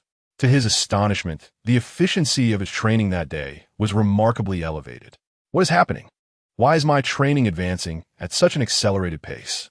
Chunemo contemplated deeply, yet soon attained clarity. Over the course of the preceding 6 months, he had immersed himself in rigorous training, seldom venturing outdoors. While such training was undeniably crucial, it necessitated an equilibrium with moments of respite. The day's excursion had remarkably uplifted his spirits, thereby enhancing the efficacy of his training. It appears that a breath of fresh air can perform miracles, he reflected, feeling increasingly at ease with his role as a bodyguard. The following day, Chun Mo recommenced his journey as a bodyguard. He settled into the last row of the classroom, his gaze drifting into the void. On this day, a portly boy occupied the seat beside him and promptly initiated a conversation. "Greetings, my friend. I am Xiao Yangfei," the boy proclaimed with an exuberant smile. Chun Mo cast a nonchalant glance in his direction. Xiao Yangfei, appearing unperturbed, leaned in slightly and inquired in a hushed tone, "Hey, Chun Mo, what is your connection with Wu Xian? I noticed you both arrived in the same vehicle this morning." Chun Mo was taken aback, for he had not foreseen the boy's astute observation. He responded nonchalantly, "I am her distant cousin." "Cousin?" Xiao Yangfei's expression illuminated, his tone becoming increasingly animated. "I see. You must share more about Wu Xian." Containing a chuckle, Chun Mo discerned that the boy's intentions were undoubtedly directed towards Wu Xian. True to his nature, Xiao Yangfei continued to prattle on ceaselessly about her. Chapter 9. Lin Xinyu and Xiao Yangfei commenced their enumeration of the exquisite beauties at their school with the ease of seasoned connoisseurs. As they engaged in conversation, he discreetly observed Chun Mo's reactions. The school boasts a multitude of enchanting maidens, among whom Wu Xian stands out. Her close companion, Xian Yao, is equally striking. Additionally, there is the goddess of the design department, Lin Xinyu, who has earned the moniker of commoner school beauty from the boys. Her presence is utterly mesmerizing, and Chun Mo listened, feeling a twinge of exasperation. He discerned a distinct glimmer in Xiao Yangfei's eyes upon the mention of Wu Xian, indicating a profound admiration. Could it be that this fellow harbors a romantic inclination towards Wu Xian? Chun Mo pondered, unable to quell his reflections. When did your perception become so obscured? It is no wonder you sought my company. You are here to gather information. During lunch, Xiao Yangfei eagerly beckoned Chun Mo to the cafeteria, fervently offering to acquaint him with various campus facilities. Upon arriving at the entrance of the cafeteria, Xiao Yangfei abruptly tugged at Chun Mo's sleeve, gesturing toward the girl in the distance. "Look, that is Lin Xinyu from the design department. Is she not breathtaking?" Chun Mo turned his gaze and beheld a young woman standing there, cradling a collection of books in her arms. She exuded an air of innocence and possessed a tall, elegant stature. Clad in a modest white shirt and jeans, her unassuming attire did little to obscure her inherent beauty. Her features were delicate, her complexion luminous, and her eyes, in particular, gleamed with an unsettling clarity, as if capable of penetrating the depths of one's very soul. She emanated an aura of intellectual allure. Chun Mo found himself entranced, exclaiming, "Indeed, this girl possesses a remarkable beauty." Xiao Yangfei, brimming with pride, replied, "Naturally, she is the goddess among the masses. Yet, I maintain that Wu Xian is the epitome of beauty." Chun Mo chuckled softly to himself, reflecting, "I never anticipated encountering such a girl at school. Perhaps the life of a bodyguard is not as monotonous as I had presumed." Later that afternoon, Chun Mo found himself seated in the back row, ensconced in contemplation during class. Wu Xian observed that Chun Mo refrained from intruding upon her school life, maintaining a respectful distance. While a flicker of annoyance crossed her mind, she also appreciated the tranquility of their coexistence, each pursuing their own lives without discord. As was customary, Chun Mo accompanied Wu Xian home after school. Upon their arrival at the Shang, Shui, Yuntian community, he watched her enter her residence before turning to jog back. Approaching the new village, Chun Mo dashed past a slope and suddenly beheld a familiar figure, Lin Xinyu. She was hunched over, straining to propel a tricycle burdened with recyclables. An elderly man sat atop, and the vehicle, laden with collected materials, rendered her endeavor particularly challenging. Noticing her struggle, Chun Mo quickened his pace and hurried over to lend a hand. As Lin Xinyu felt the unexpected lift of the tricycle, she turned to find a stranger beside her, a gentle smile illuminating his face. Caught off guard by her radiant smile, Chun Mo could not help but ponder, is such a smile even just? To behold such purity in a university student is truly extraordinary. His heart raced, yet he maintained an exterior of composure as they propelled the cart forward. With Chun Mo's assistance, the tricycle soon reached the summit of the slope. The elderly man turned, gratitude palpable in his demeanor. "Thank you, young people," he expressed. Lin Xinyu swiftly waved her hand, replying, "No need to thank us, sir. Please take your time." The old man nodded appreciatively and departed slowly. Turning to Lin Xinyu, Chen Mo initiated the conversation. "Hello, my name is Chen Mo. I just transferred to Union University yesterday." Lin Xinyu appeared, slightly taken aback, and introduced herself.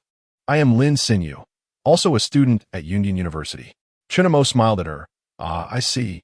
You are the campus beauty beloved by the common folk at Union University."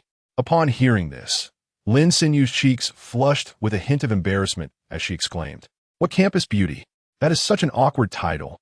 Who has bestowed this upon me?" Chen Mo chuckled. "In the brief span of 2 days since my transfer, I have heard discussions about you no fewer than 10 times. It is difficult not to be aware of your presence."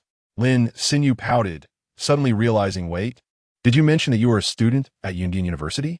However, you do not quite resemble one." Chen Mo rolled his eyes in silence. "Are you implying that I appear older?" Lin Xinyu quickly waved her hands in denial. No, I merely believe you exude a sense of maturity, unlike a typical university student." Chen Mo shrugged. "I merely happen to look older than my age. By the way, do you reside in Shinsuin as well?" Upon hearing the word "also," Lin Xinyu paused for a moment, then suspiciously inquired, "You live in Shinsuin too?" Chen Mo nodded. "Indeed, I reside here as well." Lin Xinyu's smile slightly waned, a flicker of doubt appearing in her eyes. She frequently visited this area due to her mother's proximity. This individual resides so far away. She pondered internally that Union University was situated far from Shinsuin.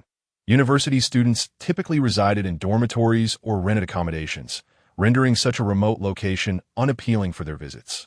He was either an imposter or an individual with ulterior motives seeking to draw near to her.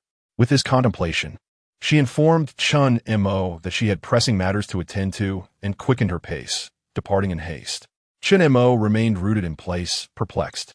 Everything had seemed perfectly fine just moments before. What had caused her sudden distress? I did not utter anything erroneous. Shaking his head, he cast aside the thought and redirected his attention towards the marketplace. The provisions at home were dwindling, and he was in need of replenishment. His appetite had significantly intensified, especially his yearning for meat. At the market, Chen Mo once again caught sight of Lin Xinyu. They exchanged a fleeting glance. She merely inclined her head before hastily departing. He paid it no heed, purchasing a substantial quantity of vegetables before making his way home. Upon his return, due to the peculiar flow of time within the time-space tower, Chen Mo prepared all the food, portioned it, and stored it in his storage bag. Time within the storage bag remains constant. Anything placed inside does not decay and maintains its original temperature. For the past 6 months, Chen Mo had been addressing his culinary needs in this manner. After dinner, he embarked on his daily training regimen. The following day, as he journeyed to school, Chen Mo sensed an undeniable feeling of being observed. He glanced around but discerned nothing amiss. Thus he remained vigilant. Nevertheless, nothing out of the ordinary transpired along the way, and he arrived at school unscathed. Chen Mo shook his head, dismissing it as mere overthinking, and proceeded forward. As he entered the classroom, his portly friend Xiao Liangfei approached with eager enthusiasm. "Good morning." Chen Mo nodded. "Good morning." Just as Xiao Liangfei was indulging in the latest gossip from school, a stir erupted at the classroom entrance. Chen Mo turned to witness a flamboyantly attired young man entering, clutching a magnificent bouquet of roses. Adorned in designer apparel, his hair impeccably slicked back, and wearing a self-assured smile, he radiated an air of arrogance. Upon spotting the newcomer, Xiao Liangfei's demeanor darkened, and he murmured to Chen Mo, "Wisely Mingfeng here again. Wu Xian has rebuffed him countless times. He truly possesses an audacious spirit." Chen Mo raised an eyebrow. "Li Mingfeng? Wu Xian's admirer?"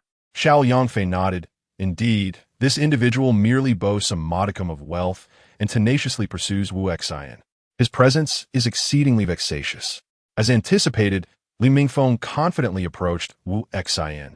Offering her the bouquet of roses, his gaze suffused with affection. Chapter 10. Wu Xn and Peril Wu Xn. These roses have been meticulously arranged for you. Each blossom embodies my sincere affections. Grant me the opportunity to take you to dinner this evening, if you would be so kind. Wu Exin merely offered him a chilling gaze before resuming her conversation with her companion, Xian Yao, entirely dismissing him. Li Mingfeng, undaunted, persisted with an upbeat attitude. Wu Xian, please do not remain so distant. My intentions are earnest. If you would only allow me a chance, I would undoubtedly reveal the depths of my true sentiments. Chen Mo, overhearing this romantic overture, stifled a laugh. Li Mingfeng was indeed a remarkable character. Wu Xian, unable to endure the situation any longer, turned her gaze toward Chen Mo, her eyes beseeching as if to convey, "It is your moment to intervene." Yet, Chen Mo averted his gaze to the window, feigning ignorance. He was present solely to ensure Wu Xian's safety, not to assume the role of her attendant. He harbored no desire to entangle himself in such vexatious matters. Witnessing Chen Mo's apathy, Wu Xian felt a wave of frustration, inwardly lamenting. This Chen Mo is utterly ineffective in critical moments. Li Mingfeng caught Wu Xian's glance and followed her gaze to Chen Mo, a flicker of animosity surfacing on his countenance. Li Mingfeng approached Chen Mo, his tone decidedly unfriendly. "Classmate, I do not recall having seen you before. Which department do you belong to?" Wu Xian, keenly observing the evolving circumstances, found amusement in his predicament, pondering, "This is the consequence of your refusal to assist me. Let us see how you navigate this challenge." Chen Mo, feeling a sense of exasperation, recognized the cunning nature of Wu Xian. He regarded Li Mingfeng with composure. "There is no need for you to hold any animosity towards me. I am a cousin of Wu Xian." Upon hearing this, Li Mingfeng's hostility dissipated in an instant, replaced by a cordial smile. "Ah, so you are her cousin. My sincerest apologies. I am Li Mingfeng." Chen Mo nodded and intentionally remarked, "I find you remarkably impressive. Continue your excellent work, for I have unwavering faith in you." Li Mingfeng's spirits soared at this praise, and he promptly retrieved his phone to add Chen Mo on WeChat. "Dear cousin, let's share our contact details. I would be delighted to treat you to lunch, where we can engage in a delightful conversation." Chen Mo did not decline. He comprehended Li Mingfeng's intentions and saw no reason to reject the invitation for a meal. They exchanged their contact information, and Li Mingfeng departed, satisfied, casting a playful glance back at Wu Xian as he left. Wu Xian was nearly furious, on the verge of an outburst, and turned to Xian Yao to express her frustrations. "This Chen Mo, not only does he refuse to assist me, but he also exacerbates the situation." Xian Yao chuckled in response. "Who prompted you to involve him? Your little schemes were far from discreet." Wu Xian, feeling a twinge of guilt, pouted and fell into silence. At noon, Chen Mo proceeded to the cafeteria at Yundian University as per Li Mingfeng's arrangements. He had received a message from Li Mingfeng indicating that their meal would take place on the second floor of the cafeteria. Chen Mo was somewhat perplexed. Is there a second floor in the cafeteria? Upon his arrival at the entrance, he encountered Lin Xinyu. He merely offered a nod in acknowledgement before stepping aside to continue on his path. Lin Xinyu was somewhat taken aback, coming to the realization that Chen Mo was indeed a student at Yundian University. A flicker of guilt washed over her as she reflected on her previous misconceptions regarding him. Unlike the other young men, he did not approach her with a plethora of excuses the moment their eyes met. Their encounter that day must have been a fortuitous coincidence. Meanwhile, Chen Mo made his way to the cafeteria, ascending to the second floor via the staircase. Upon reaching the second floor, he was captivated by the refined decor, which bore little resemblance to the ordinary school cafeteria. The atmosphere resembled that of an elegant restaurant, with dishes being ordered and freshly prepared, complemented by attentive service. As he pondered this, Li Mingfeng spotted him and eagerly waved, "Chen Mo, over here." Chen Mo approached the table and observed that, apart from Li Mingfeng, 3 other young gentlemen were present, each impeccably attired, unmistakably representatives of affluent lineages. Li Mingfeng graciously invited him to sit. With a smile, Li Mingfeng introduced his companions, stating, "These are my friends, Zhang Hao, Wang Lei, and Lu Yang." Chen Mo nodded in acknowledgement and took his seat. The dishes had already been ordered and were elegantly arranged on the table, a lavish spread that enticed them to commence their feast. As they dined, The conversation shifted rather abruptly from school gossip to the subject of Wu Xian. Wang Lei chuckled, "Chun Mo, you may not be aware, but Li Mingfeng and Wu Xian are childhood companions. Their families have enjoyed a close bond for generations. Both sets of parents are eager to see their relationship flourish. Essentially a business alliance veiled in the guise of affection." Upon hearing this, a flicker of pride graced Li Mingfeng's countenance, though he humbly countered, "That is preposterous. Wu Xian and I merely grew up in each other's company. It hardly qualifies us as childhood sweethearts." Chun Mo privately chuckled to himself, realizing why Wu Xian finds Li Mingfeng so intolerable yet feels utterly powerless in his presence. It appears that this individual is officially endorsed in his romantic endeavors. The meal unfolded in an atmosphere of camaraderie, chiefly driven by Li Mingfeng's aspiration to forge a connection with Chun Mo. The sole astonishment for Li Mingfeng was Chun Mo's remarkable appetite. He devoured nearly all the dishes presented. Unbeknownst to them, mere days earlier, Chun Mo had deliberately restricted his intake at the cafeteria below to elude notice. However, today he held nothing back. Concurrently, in a forsaken factory on the periphery of North City, 5 foreign men with Western features convened around a dilapidated table, a tablet before them displaying a street map of Dian City. Although their attire was modest, their posture and demeanor suggested an extraordinary presence. The target is expected to pass by the river around 10 o'clock tonight, accompanied by merely 6 bodyguards. Nonetheless, one of them, the tall, slender man marked on the map, is not included in our intelligence. Is that truly the extent of the security? Too easy. We are the Black Wolf mercenaries, a distinguished force on the global stage. Confronting a few bodyguards will be a mere stroll in the park, scoffed the robust man with a shaved head. Do not grow complacent, the woman in sunglasses cautioned icily. The police in Xia country are remarkably swift. We must act within 10 minutes. 10 minutes? The bald man scoffed once more. 5 minutes shall suffice. Enough, the leader interjected. Adhere to the plan and avoid any missteps. We must secure her before the police arrive. The leader imparted a critical reminder. The employer specified that she must be taken alive. Everyone, exercise caution. In unison, the group affirmed understood. In the late afternoon, Wu Xian's class extended well into the evening, concluding only after 9, with Chun Mo accompanying her home. As they traversed a secluded stretch of road, Chun Mo perceived an unsettling presence. The disquieting sensation of being observed, which had plagued him since morning, resurfaced, heightened by the dim glow of the streetlights and the oppressive silence that enveloped the area. A foreboding intuition seized him, and as he continued to navigate the road, he soon encountered a fallen tree obstructing their path, compelling him to bring the car to a halt. Furrowing his brow, Chun Mo murmured, "Something feels amiss. Everyone, exercise caution." Wu Xian, absorbed in her phone in the back seat, raised her head and innocently inquired, "What is wrong? Why aren't we moving?" Casting her a serious glance, Chun Mo urged, "Remain in the car and do not exit." Realizing the gravity of the situation, Wu Xian nodded in trepidation. "Okay." Chun Mo alighted from the vehicle, promptly followed by several bodyguards who encircled Wu Xian's car, wielding sticks with vigilant readiness. At that instant, a cadre of masked assailants emerged from the shadows, brandishing daggers and charging toward Wu Xian's vehicle. Chapter 11.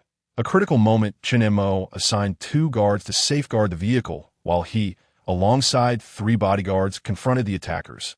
The atmosphere thick with the tension of impending conflict. The foremost masked assailant lunged forward. With a swift sidestep, Chun Mo executed a powerful sidekick, sending him crashing to the ground, grievously injured and unable to rise. Seizing the moment, another assailant thrust his dagger at Chun Mo, who skillfully evaded the assault and retaliated with a decisive elbow strike, rendering him incapacitated as well. The bodyguards, refusing to be outmatched, engaged the remaining 2 assailants. Chapter 12. Homeward bound at that moment, Sun Ro emerged from the kitchen, joyfully declaring, "Dinner is ready. Everyone, come and partake." The table was laden with an abundance of dishes, ranging from seafood to home-style delicacies. Throughout the meal, Wu Yongchang frequently raised his glass in a toast to Chun Mo, while Wu Xian and Sun Ro each offered him a drink as well. After indulging in a hearty feast, Chun Mo took his leave. As Wu Yongchang had succumbed to intoxication, Chun Mo, unfazed, discovered that his physical constitution rendered him largely impervious to the effects of alcohol. Exiting the Wu residence, he strolled leisurely to the bank, where he presented a check and successfully completed the transaction. Chapter 13. The martial artist. Later that evening, after dinner, Zhou glanced at Chun Hao, signaling him to speak. Clearing his throat, Chun Hao began. Chun Mo, it has been over 6 months since your breakup with Jining Jun. Have you considered finding someone new? Chun Mo was engulfed by a wave of exasperation. In the past, during his time with Jining Jun, his parents had relentlessly pressured them to wed. Now that they had parted ways, the focus had shifted to the pursuit of a girlfriend. It appeared that parents around the globe were uniformly consumed by concerns regarding their children's lifelong commitments. Suddenly, the image of Lin Xinyu invaded Chun Mo's thoughts, particularly the memory of her innocent smile from their serendipitous encounter that fateful afternoon. Chapter 14.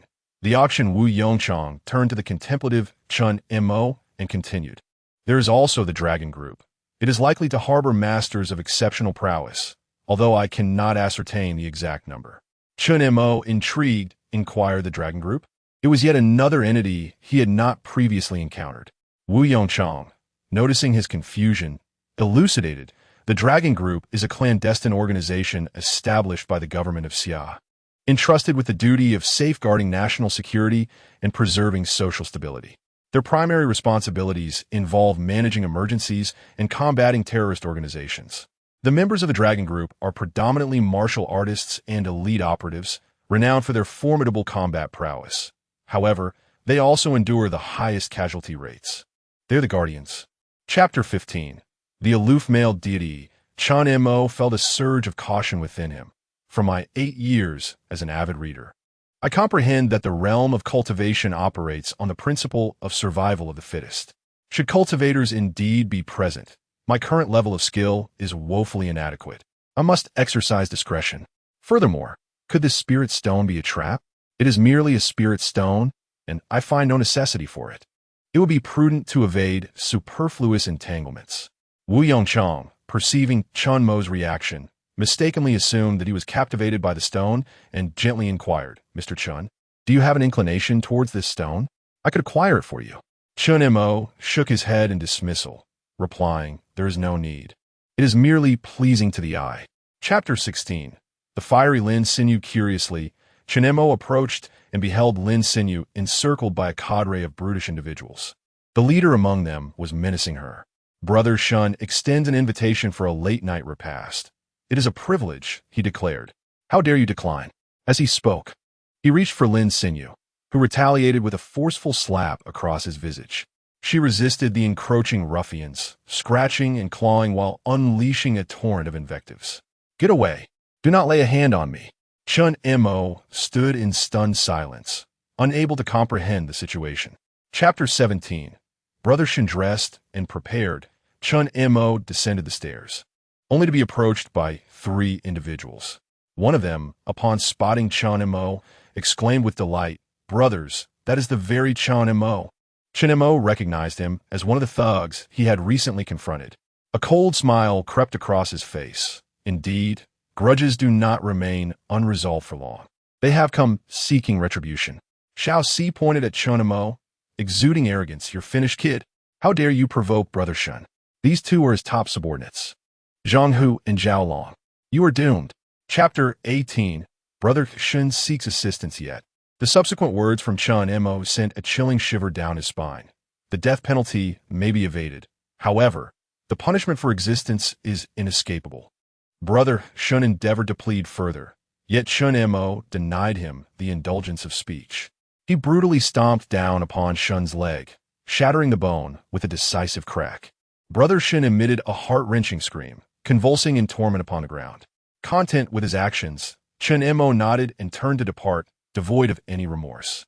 A man like Brother Shun had perpetrated countless transgressions, leaving Chun Mo with not a trace of guilt.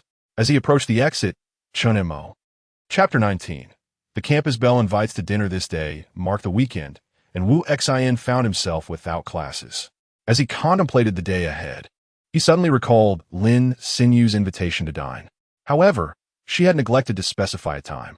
Chen Mo felt a flicker of anticipation for the impending meal. He absent-mindedly toyed with his phone. Since embarking on his practice, he had seldom engaged with it. Cultivation consumed the majority of his hours, particularly due to the temporal disparity within and outside the time-space tower. One night outside equated to nearly 5 days of cultivation within the tower. Grateful for the extraordinary effects of this time-space tower, he had successfully advanced to the 8th level of body refinement. Chapter 20. The Arrogant Chen Bufan during the gathering. Lin Sinyu nonchalantly inquired of Chen Mo, "What is the nature of your relationship with Wu Xian from your department? Are you two romantically involved?" Chen Mo was taken aback, replying, "Why do you ask?" Lin Sinyu blinked with feigned innocence.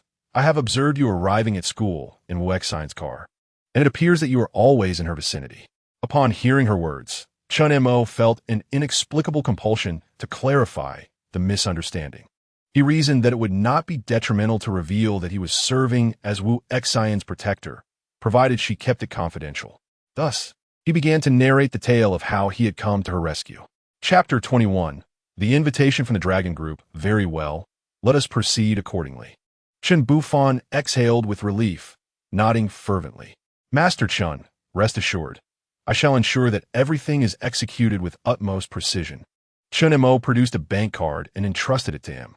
"Transfer the funds to this card." Chen Bufan, not daring to hesitate, swiftly entered the card number and transferred the 5 million that had barely warmed in his possession. He then requested Chen Mo's phone number for ease of communication. Chen Mo provided his number and waved him off. "Now depart." Chen Bufan, feeling as though he had been granted a second chance, left with a sense of trepidation until he was completely out of sight. Chapter 22. The young brother, Chen Bufan, feigned a moment of hesitation before ultimately conceding, "Very well. I shall make the attempt. Kindly transfer the funds to me." Gao Shin swiftly acquiesced. "Certainly. I will expedite the transfer. It shall arrive within half an hour." Chen Bufan nodded in acknowledgement. "Very well. Await my update." With that, he turned and exited the room. Gao Shan observed Chen Bufan's departing figure, enveloped in profound distress. What had compelled him to provoke that scourge? Chen Mo. It was merely a matter of 2 fractured legs. They would mend in due time. He ought to have endured the situation. Now, it appeared he had inadvertently summoned years of regret upon himself. Chapter 23. The disappearance case. The school has already apprised the authorities of the situation and disseminated a notice urging students to exercise vigilance, particularly during the nocturnal hours, and to refrain from venturing out whenever feasible. Chen Mo expressed his gratitude, acknowledging the conveyed information. At that moment, a teacher entered and reiterated the significance of remaining indoors at night, especially in isolated areas. Chen Mo contemplated for a moment, sensing an underlying disturbance. How could there be such a sudden surge in disappearances? Is it merely a coincidence? He retrieved his phone and sent a message to Murong Qingling, inquiring about the circumstances. Before long, Murong Qingling responded, informing him that more than 10 individuals have mysteriously vanished in Dian City. All. Chapter 24. The bioengineered humans upon disembarking. Murong Qingling hastily approached Chen Mo, inquiring, "Do you have any leads?" Chen Mo stepped aside, revealing the crocodile-like creature behind him.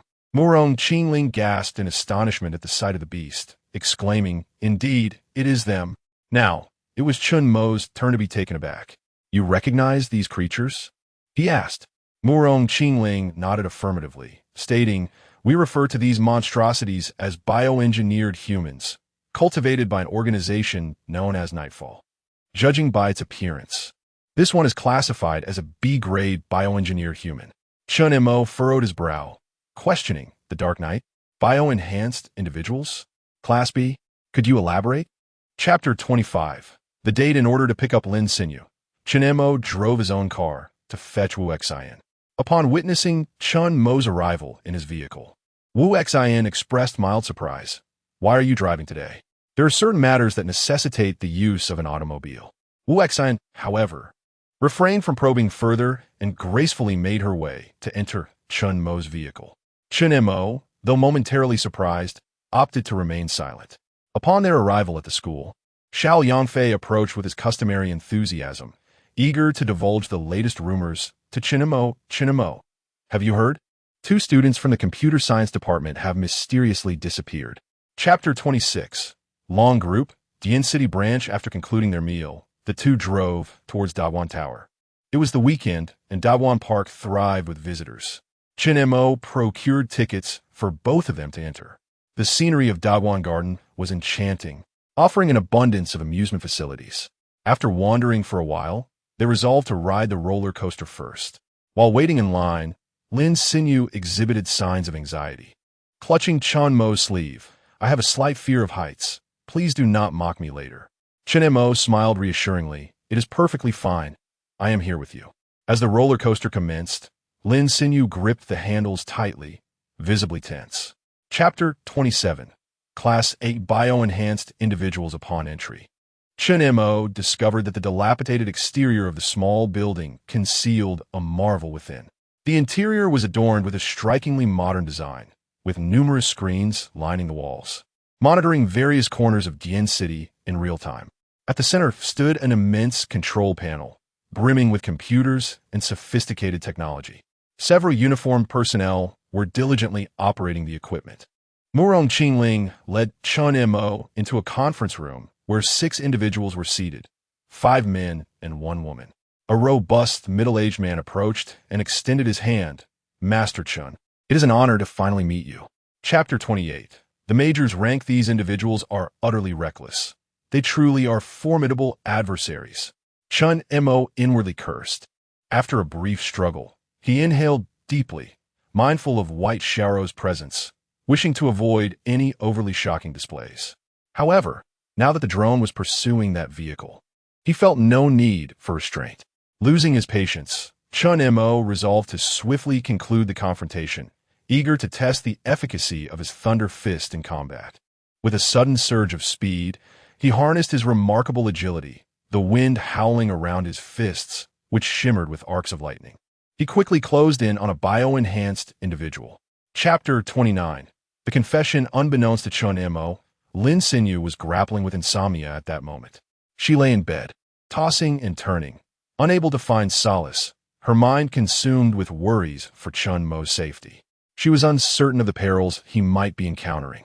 She yearned to call Chen Mo, but feared that, akin to a scene from a drama, her call might inadvertently place him in jeopardy at a critical juncture. Her thoughts were in disarray, and it was not until the dead of night that she finally succumbed to a restless slumber. The following morning, Chen Mo emerged from the time-space tower, drenched in perspiration. He made his way to the bathroom for a shower. As soon as he turned on the tap, the phone rang. Chen Mo opted to disregard it. Chapter 30. Cherished moments. Chen Mo regarded Lin Xinyu with a hint of curiosity, but refrained from probing further. After a moment's contemplation, he proposed, "I happen to be free on Monday. Allow me to escort you to school." Lin Xinyu sweetly nodded in agreement. Noticing that time was drawing near, Chen Mo took Lin Xinyu's hand, and they stepped outside, proceeding towards the Fengyuan Grand Hotel. The Fengyuan Grand Hotel is a prestigious 4-star establishment in Dian City, lavishly adorned and resplendent in its decor. The doormen, impeccably dressed in uniforms, greeted guests with warm smiles. As they entered, a staff member approached and courteously inquired, "Good day, sir." Chapter 31.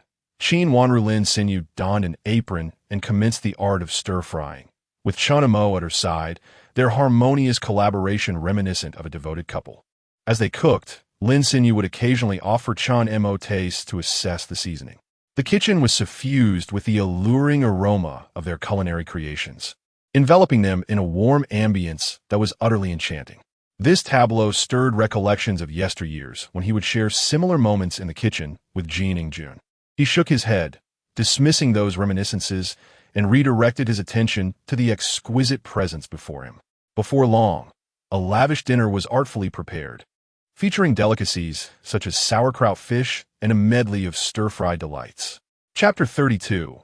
Wu Xian's tears. Meanwhile, at the Shanshui Yuntian Villa area, 2 opulent cars awaited outside Wu Xian's residence. Standing at the threshold, Wu Xian furrowed her brow, pouting in discontent as she murmured, "Why has Chen Mo not yet arrived?" He truly possesses no sense of time. Her gaze frequently flitted towards the intersection as the seconds languidly passed. Yet Chen Mo remained conspicuously absent. At that moment, Wu Yongchang emerged, prepared to depart for work. Upon seeing her father, Wu Xian immediately voiced her grievance. Dad, why has Chen Mo not shown up? Wu Yongchang sighed, rubbing his forehead. Chapter 33. Travel plans. As Chen Mo made his way home, he cast a sidelong glance at Lin Xinyu, his eyes glimmering with eager anticipation. Do you have any plans for the holiday? He inquired. Lin Xinyu shook her head. Not particularly. Why do you ask? Chen Mo smiled and suggested. How about we embark on an excursion? What are your thoughts? Lin Xinyu hesitated for a moment before replying. That sounds delightful. Where shall we venture? With a playful grin, Chen Mo asked, Is there a specific place you wish to explore? Lin Xinyu contemplated briefly before shaking her head. I am content anywhere, as long as I am by your side. Chapter 34. Journey to Kyoto. The morning sun poured through the gap in the curtains, casting a warm glow upon Chen Mo's face as he gradually opened his eyes, realizing it was already 8 o'clock. He stretched leisurely and called out to Lin Xinyu, Xinyu, I shall be downstairs in half an hour. Okay. Lin Xinyu's soft voice echoed from the other end of the line. After refreshing himself, Chen Mo drove to the base of Lin Xinyu's building. Shortly thereafter, he spotted her emerging, pulling a pink suitcase behind her.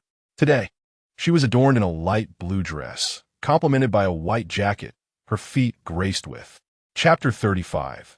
The Longzhou Qin gang, Chen Mo, stood before a magnificent edifice, gazing up at the imposing headquarters of the Dragon Group.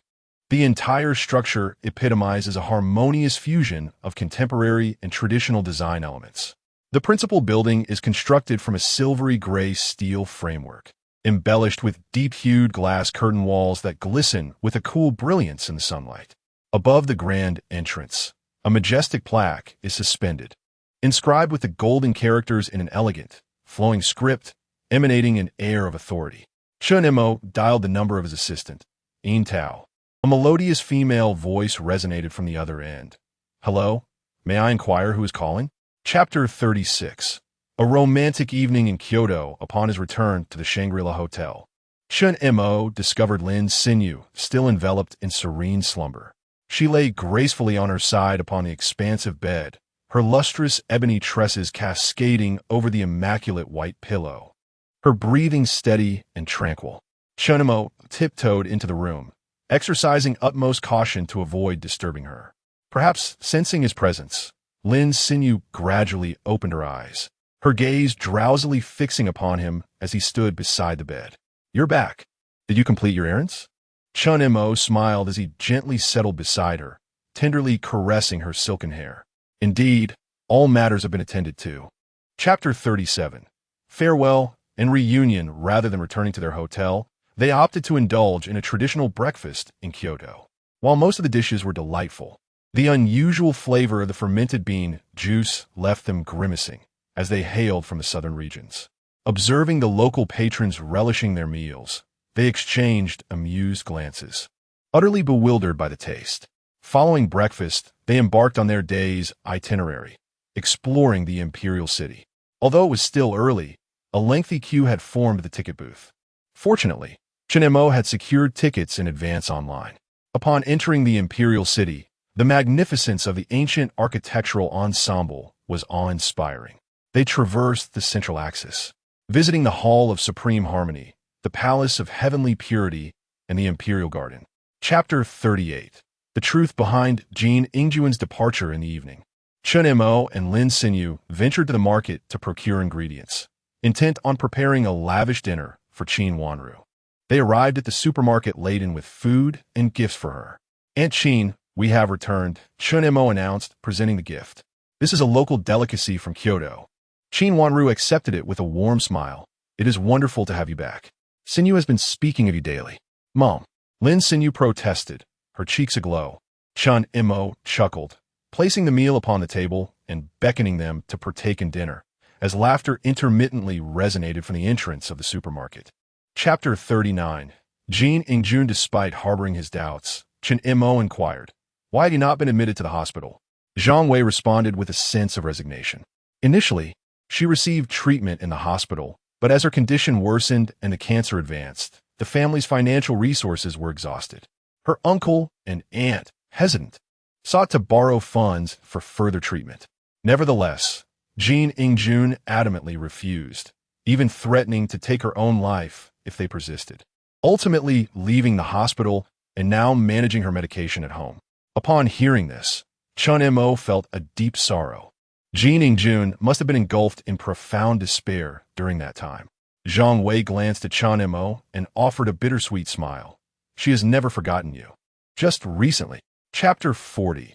A return to the hospital for treatment. There is no need for such reluctance. Auntie, please gather your belongings swiftly. We are heading to the hospital now. Very well. Zhang Fen hurriedly entered the room to collect her things. In that instant, a long-forgotten hope blossomed anew within the dilapidated cottage. Chun Mo recognized that the days ahead would be a race against time. He must swiftly surpass the foundational stage. This time, he would remain steadfast by her side.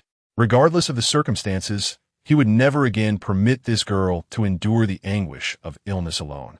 Zhang Fen quickly assembled the essentials for the hospital stay, and the group hastened downstairs. Chapter 41. Breaking through the extreme mirror upon returning to the living room. Chun Mo's thoughts turned to Jean Ingjuan's ailment. Although her condition was momentarily stable, it was crucial to achieve a breakthrough promptly to dispel any uncertainties. Time was of the essence, and it appeared that he could only attempt a breakthrough through the forces of nature. He retrieved his phone to search for regions susceptible to thunderstorms when a tweet about Lake Maracaibo in Venezuela captured his attention. There, thunderstorms occurred for 300 days a year. This is it. Chun Mo's eyes glimmered with anticipation as he swiftly messaged Wang Yong, urging him to expedite the acquisition of a passport to Venezuela. Wang Yong responded promptly. Chapter 42. Breaking through the foundation, Chun Mo realized that he could now perceive in darkness. The once impenetrable night had metamorphosed into a radiant panorama. With unwavering focus, he discerned the flight paths of insects in the air, their movements appearing to decelerate remarkably. Extending his finger, he effortlessly ensnared one in his grasp. His auditory senses had also been heightened, enabling him to detect the insects scuttling through the grass and to hear the sounds of their consumption. After conducting a brief experiment, he concluded that his current strength and speed were approximately tenfold compared to his state of the 9th layer of body refinement. His strength was now estimated to be 80,000 Gene. Chun Mo unleashed the thunder fist, his fist crackling with arcs of lightning as it struck a tree with a substantial diameter. Chapter 43.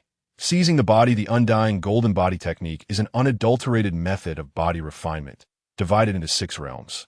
Attaining the 6th realm bestows upon one an immortal golden body, rendering them nearly indestructible and capable of rebirth through blood. The time dilation effect of the 2nd layer indeed proved to be 20-fold, allowing for an abundance of training time in the future.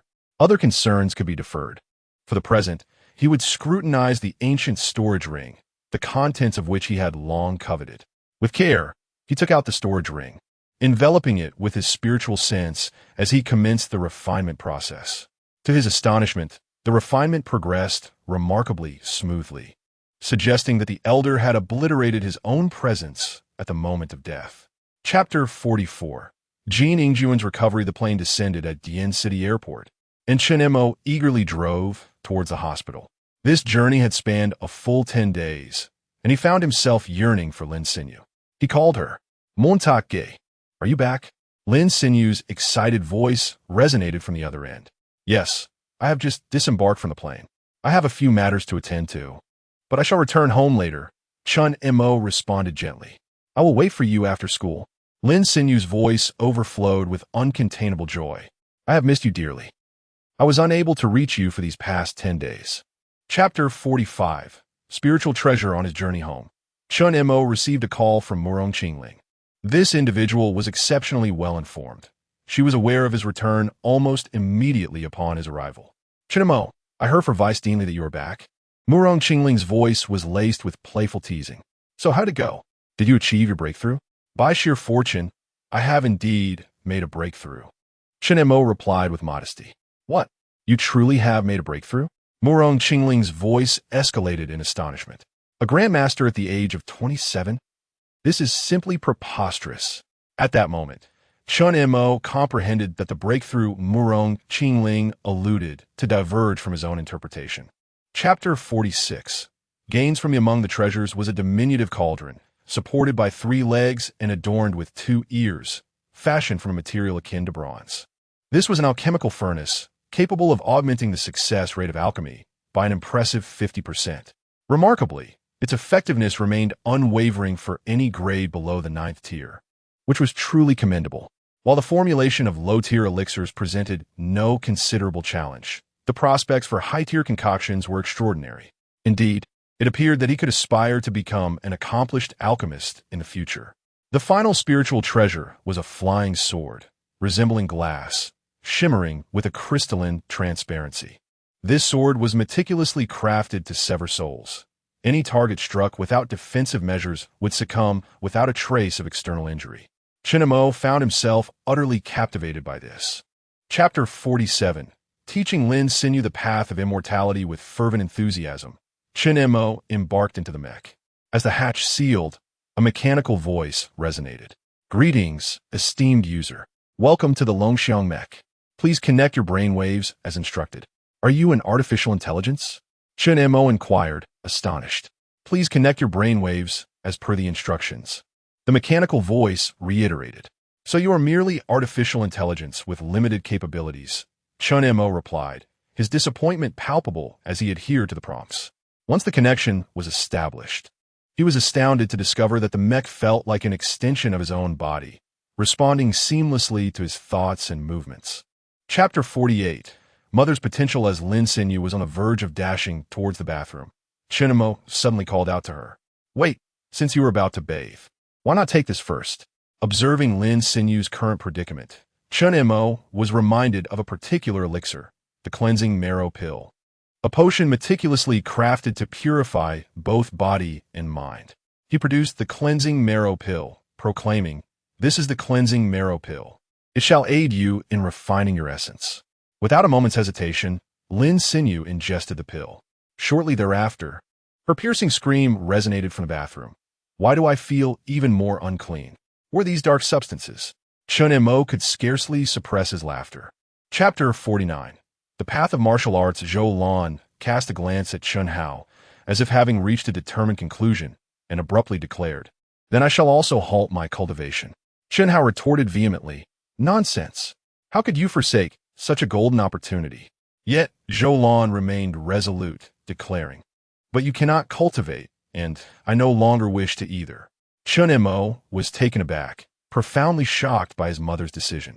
If it were he could not comprehend the rejection of such a celestial opportunity laid before him. Just as Chun Hao was about to speak again, Chun Mo interjected, Father, there is indeed another path to pursue, the path of martial arts. Chapter 50. A new task. After Chun Bufan's departure, Chun Mo pondered the state of Jin Ingjuan's recovery. He drove to Lianghe village to pay her a visit. Upon arriving at Jin Ingjuan's home and knocking on the door, he was welcomed by a girl who had visibly improved, her complexion now radiant and her figure no longer frail. Brother Mo, Jin Ingjuan exclaimed with delight, ushering him inside. Chun Mo surveyed the surroundings, noting the absence of Jin Ingjuan's parents. Where uncle and aunt? He inquired. I'm feeling considerably better now, and they have all departed for work. Chapter 51. The Crimson Rescue. Zhou Kuan appeared perplexed. Internal strength? Is it akin to what is portrayed in those television dramas? Chun Mo clarified, it bears some resemblance, yet it is immensely more formidable. The contemporary martial arts paradigm commences externally, prioritizing physical conditioning prior to the cultivation of internal energy. Conversely, martial arts emphasizes the development of internal power first, subsequently reinforcing the physique. Chun Mo continued to expound upon the 7 realms of martial arts and the respective strengths associated with each level. Upon discovering that attaining the rank of martial emperor would bestow the ability to traverse the skies, and that a martial saint could even alter landscapes and fill oceans, potentially living for 2 millennia, they were left profoundly astonished. So, Chun Mo, what realm do you currently inhabit? Morong inquired. Chapter 52. International Shock. Chen Mo initially provided a healing elixir to the intelligence officer.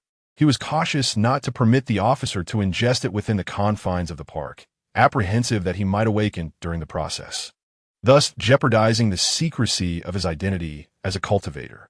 Chen Mo contemplated the necessity of shrouding his true nature, opting to present himself solely as a martial arts practitioner.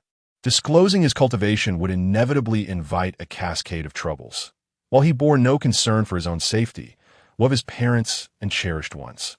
He could not remain by their side at all times. Stealthily, Chen Mo approached Wang Yong and his group, who had also taken note of his presence. Chapter 53. Chen Mo's threat, however, certain individuals with nefarious intentions began to manipulate the narrative online, shifting blame towards Xia Country. They fabricated various conspiracy theories, asserting that Xia Country was orchestrating the incident.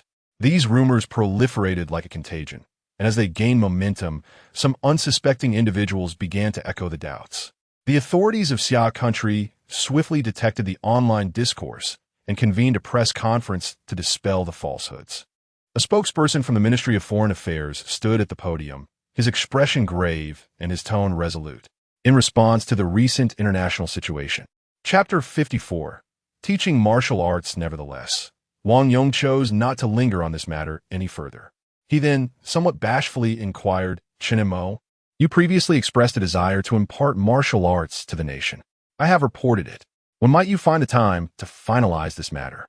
Upon hearing this, Chen Mo let out a hearty laugh. Team Leader Wang, when did you become so apprehensive? Do not worry. I shall procure the material immediately and deliver it to you by evening. Wang Yong, buoyed by Chen Mo's reassurances, felt the burden of his anxious heart finally dissipate.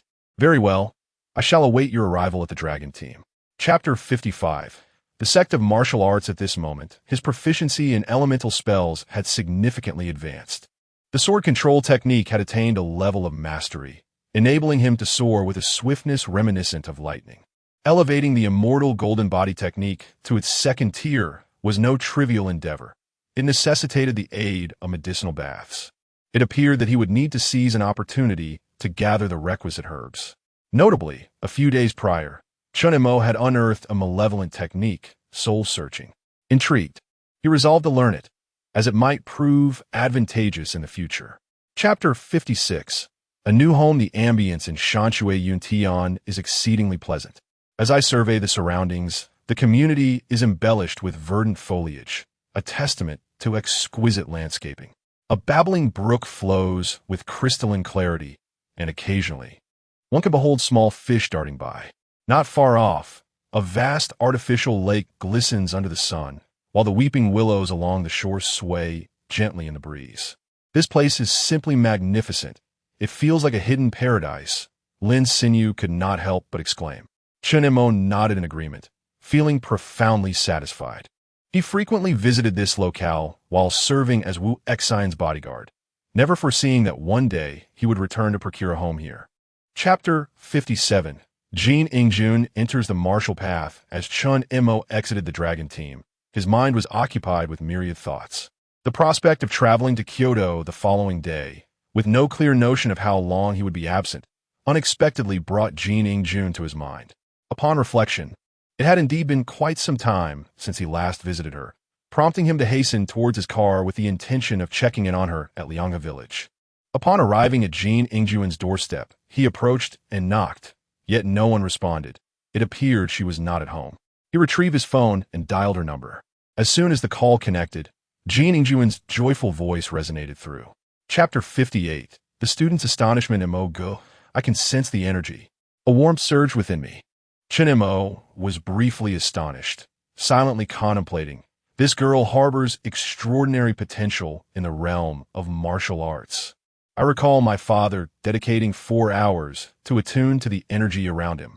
Subsequently, he produced a storage bag and presented it to Jin Ingjun, elucidating its purpose with meticulous detail. Within, one shall discover an array of martial techniques. Select those that resonate with you. Additionally, I have included several pills designed to amplify your inner strength, alongside a few intended for foundational cultivation. Chapter 59. Three anomalous locations witnessing the awe of the onlookers. Chun Mo offered a subtle smile, savoring the moment with a touch of amusement. You have all now borne witness to genuine prowess. This exhibition was deliberate, crafted to assert his authority and demonstrate his capabilities, thereby ensuring that any future unruly students would be more easily managed. He clapped his hands and approached Qin Gang, gesturing towards the young man who had earlier requested a demonstration. You were the one who implored me to perform. Once the training concludes, this pit shall be your responsibility to fill. The young man, now the focus of Chun Mo's attention, experienced a blend of trepidation and eager anticipation. Chapter 60. Departure. Upon hearing Qin Gang's words, Chun Mo grasped the origins of the bioengineered beings. He furrowed his brow, inquiring, "Is that place still under the dominion of the Dark Knight?"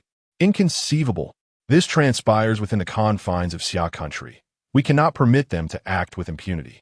Upon uncovering the existence of the ancient tomb, we promptly mobilized to secure the vicinity. Qin Gang responded with a dismissive smirk. Nevertheless, those beings are undeniably formidable. Their eradication proves to be quite arduous, and we are eager to avert substantial casualties. We have contemplated the deployment of heavy artillery to annihilate that site. Yet numerous apprehensions linger. Chapter 61. A new beginning. The two entered a shopping mall, making their way directly to the counter for cultural and creative goods. Upon reaching the boutique, Chun Mo was momentarily entranced by the myriad of exquisite cultural and creative products. The array was simply overwhelming. After thoughtful deliberation, he ultimately procured a delicate folding fan and a zodiac badge gift box. After a brief contemplation, he resolved to purchase a gift for Jin Jun as well, selecting 3 items in total and presenting one to Yin Tao. Yin Tao, I extend my gratitude for your guidance. This gift is a modest token of my appreciation. Yin Tao accepted it with a smile. Then I shall not be impolite. Chapter 62. Comprehending the essence of the sword within the confines of Jin Jun's abode.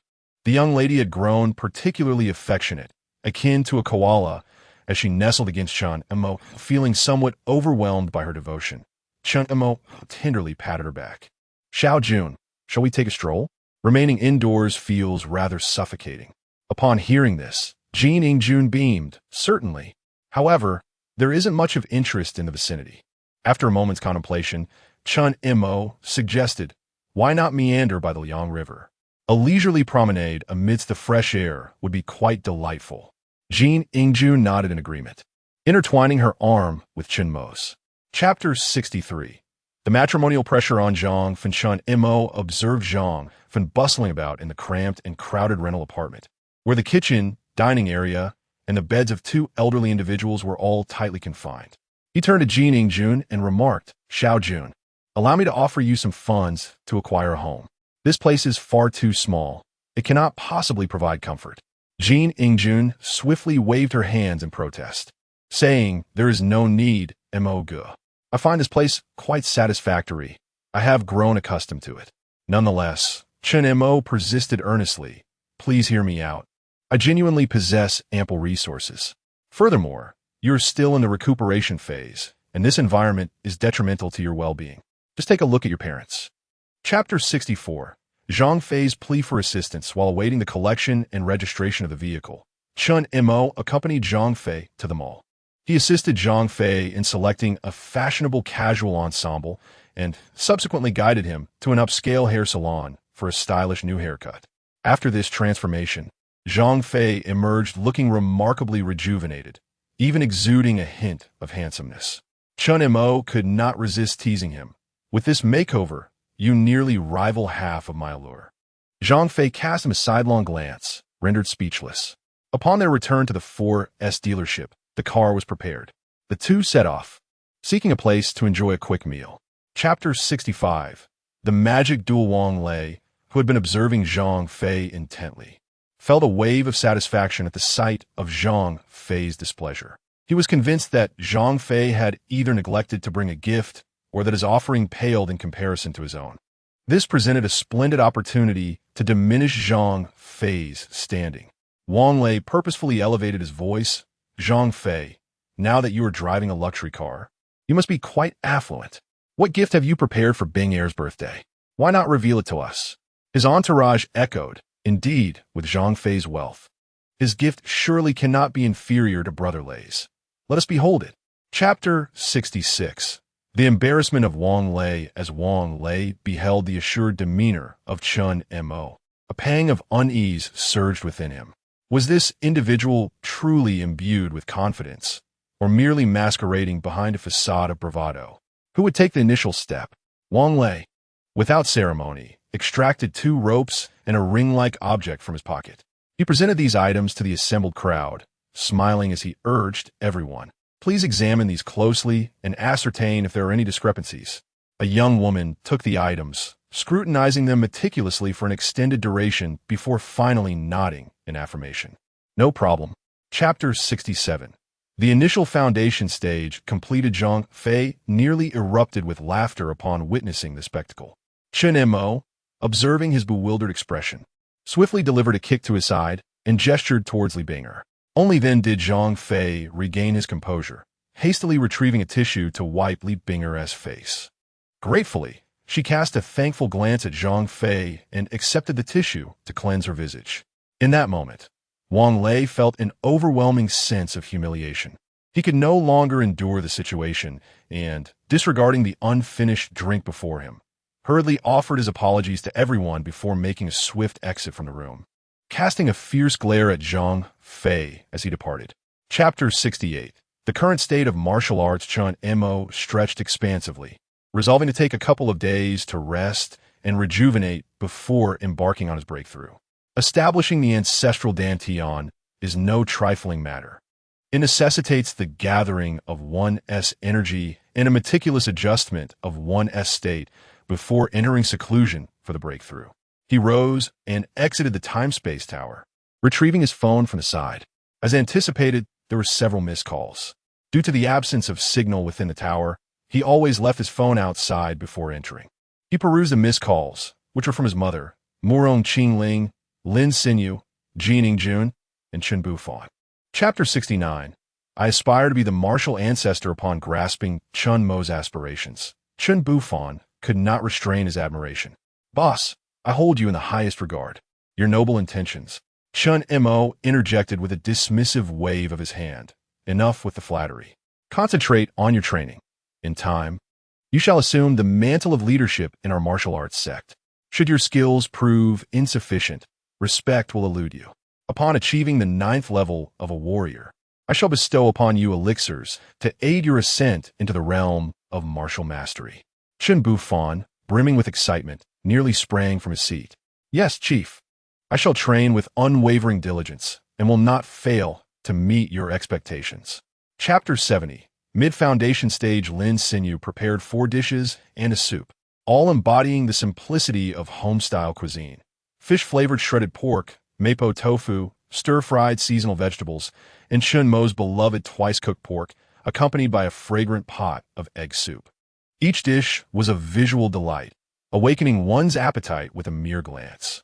Lin Xinyu placed a piece of twice-cooked pork onto his plate. "What troubles you? You appear to be preoccupied and deep in contemplation. Is there something weighing on your mind?" Chen Mo swiftly concealed his emotions, responding, "It is nothing." He then deftly redirected the conversation, with a new year on the horizon, this year. Chapter 71. Encounter with Wu Xin. As Chen Mo drove in sync with the vehicle ahead, he extended his awareness outward. His perception now encompassed a radius of 10 kilometers, alleviating any apprehensions of losing track. Inside the car, alongside Wu Xin, were 4 men. In that moment, Wu Xin appeared visibly frightened by the men, her face marked by a distinct handprint, indicating she had recently been struck. A middle-aged man, characterized by a scar across his face, lamented to his companion beside him, "What use are you? You cannot even handle a single woman." He then turned to Wu Xin, issuing a veiled threat. Chapter 72. Sun Ro and the Cursed Sun Ro, however, did not decline, offering a smile to Chen Mo. "I would indeed appreciate your assistance."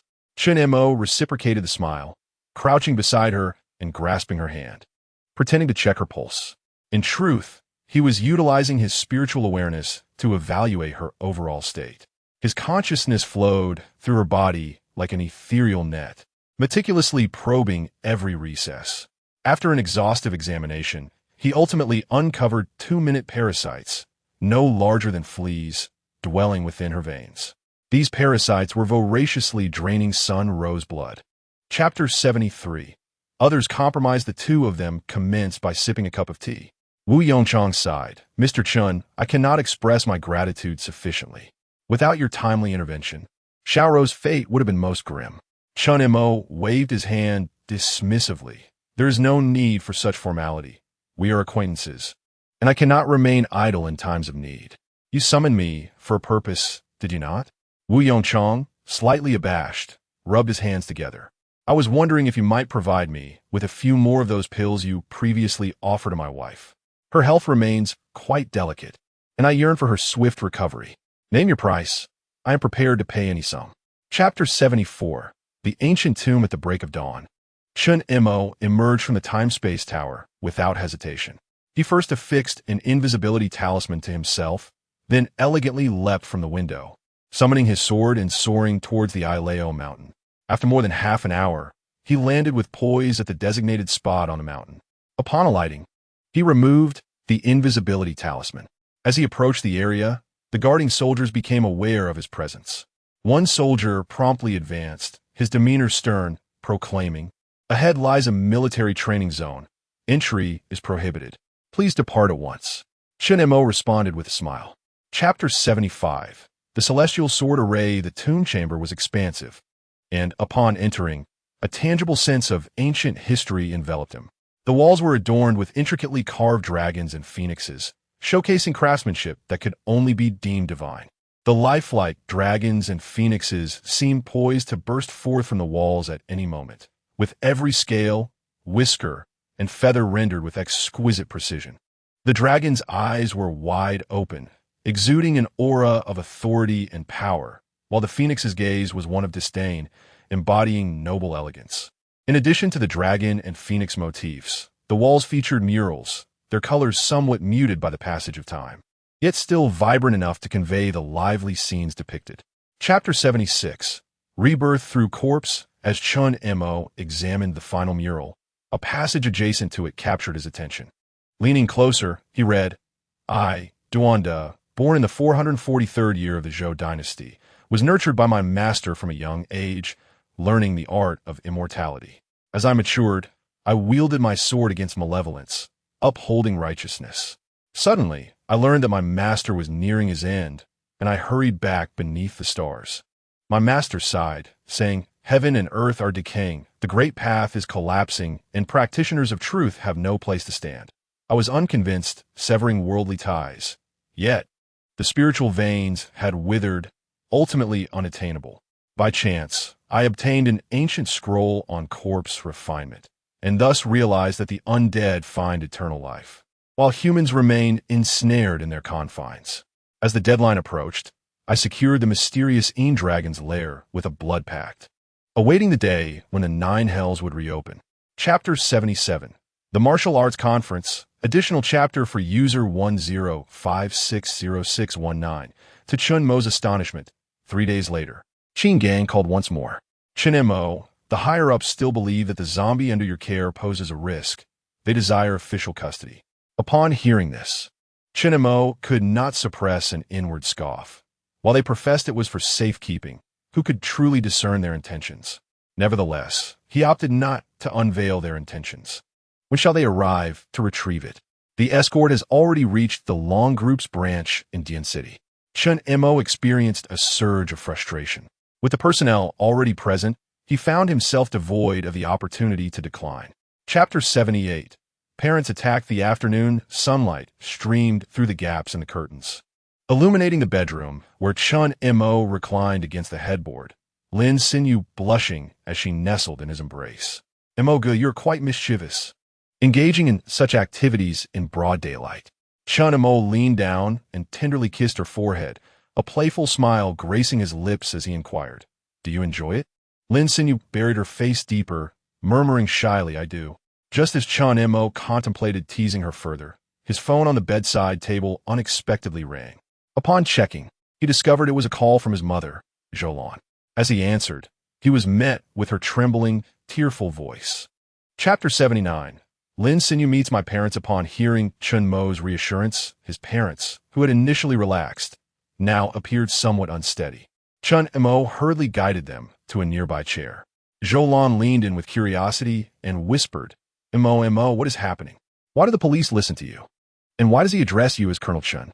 He appears to hold you in great esteem. The villagers are engaged in discussions about you. Indeed, Chun Mo noticed the villagers exchanging whispers, with some enlightening others on the significance of a colonel, prompting gasps of admiration. Chun Hao gazed intently at his son, his eyes brimming with perplexity. Chun Mo tenderly embraced his mother's shoulders. Chapter 80. The Pursuit of Revenge after Lin Sinyu's departure. Zhou Lan finally directed her attention towards Chun Mo. You are typically so astute. Why did you act so unwisely at such a pivotal moment? Sinyu just left because she felt shy after meeting everyone. Did your words not amplify her discomfort? Chun Mo chuckled awkwardly and redirected the conversation. Mother and father, you have endured so much today. You must be weary. Shall I escort you to your room? That sounds agreeable. We are indeed somewhat fatigued. Chun Mo guided his parents to the master bedroom on the second floor. Upon observing the room, meticulously arranged with toiletries and other essentials, Zhou Lan felt a growing affection for Lin Sinyu. Chapter 81. The demise of Miao Xiong. A biting wind swirled dry leaves outside the chemical plant on the outskirts of the city, where Chun Mo fixed his gaze upon the rusted entrance to the basement. The iron door remained resolutely shut, with two security guards in black engaged in idle chatter, blissfully oblivious to the looming peril. This is the place, Chun Mo murmured to himself, his fingers gliding over the hilt of the flying sword at his waist. In a flash of cold steel, before the two figures could utter a sound, they collapsed lifelessly into a pool of blood. He forcefully kicked the heavy iron door, which crashed to the ground, sending dust swirling into the air. The piercing sound of an alarm instantly shattered the stillness, its red lights flashing ominously. Chapter 82. Homeward bound for the new year, the Chun family commenced their journey, first heading to Beilongtan Park. The winter lake was adorned with a delicate layer of ice, while Zhou Lan and Lin Sinyu captured moments by the water's edge. Chun Hao, standing helplessly beside them, occasionally cautioned them to be wary of the slippery path. They subsequently proceeded to the shopping mall, where Chun Mo acquired several new garments for his parents, who had come in haste without a change of attire. As they passed a jewelry store, he selected a few adornments for his mother and Lin Sinyu, initially intending to purchase a watch for his father. Chun Hao dismissed the notion with a wave of his hand. I have no interest in such trifles. Chapter 83. Celebrating the new year early the following morning, Lin Sinyu was awakened by the melodious crowing of a rooster. Gazing out the window, she observed the gentle morning mist lingering in the air. In the yard, Chun Mo was diligently splitting firewood. Upon noticing her, he raised his axe in a cheerful greeting. Rise and shine, lazybones. After breakfast, we shall venture to the market. Lin Sinyu's eyes sparkled with enthusiasm. Indeed, I have not visited a market in years. The market day, celebrated on the 28th of the 12th lunar month, was a beloved tradition in her hometown, occurring every Sunday. The market was situated a mere 8 kilometers from Chun Mo's residence, requiring a brief car ride. His parents opted to remain at home. Chapter 84. Murongville. At that moment, Chun Mo's phone rang. It was Zhang Fei calling. Mo, where have you disappeared to? I visited your house, but found no one there. Chun Mo glanced at Lin Sinyu, who was still absorbed in her music. I'm watching a mountain song competition. It's utterly tedious. What's so captivating about that lamentable competition? Come to my house for a game of cards. Very well, I shall arrive shortly. After ending the call, Chun Mo turned to Lin Sinyu. Zhang Fei has invited me to play cards. Will you accompany me? She waved her hand dismissively. You go ahead. I shall remain here to savor the mountain songs. Chapter 85. The martial arts family. Upon stepping into the villa, Chun Mo and Jin Ingjun experienced the sensation of traversing a traditional ink painting. The cobblestone path meandered with elegance, bordered by intricately carved pavilions, where the copper bells adorning the eaves chimed gently in the breeze. Not far off, a 9-bin bridge arched gracefully over the glistening waters, beneath which koi glided with poise. while willows leaned tenderly at the water's edge. Distant foam mountains were artfully positioned, with a petite artificial waterfall cascading from the summit, creating a sparkling mist. Amidst the pavilions and towers, a variety of exotic blossoms thrived, infusing the air with a delicate fragrance, and each scene radiated the essence of a venerable family heritage. Chapter 86. The Martial Arts Tournament in the Grand Banquet Hall. A crystal chandelier illuminated the intricately carved dining tables with a warm golden glow, while the intoxicating aroma of fine wine mingled with the delicate fragrances of gourmet dishes. The patriarch of the Qin family, Qin Fun, rose to his feet and approached Chinamo, a glass in hand. Chinamo, I must raise a toast to you. You may not be fully aware, but recently, the Dark Knight faction has been indiscriminately abducting martial artists, and several of our acquaintances have mysteriously disappeared. Shi Jingqin also stood to voice his concerns. Indeed, our younger generation has grown apprehensive about venturing out alone. Were it not for your tireless efforts in dismantling their strongholds and instilling a sense of caution among them, our predicament would be grave.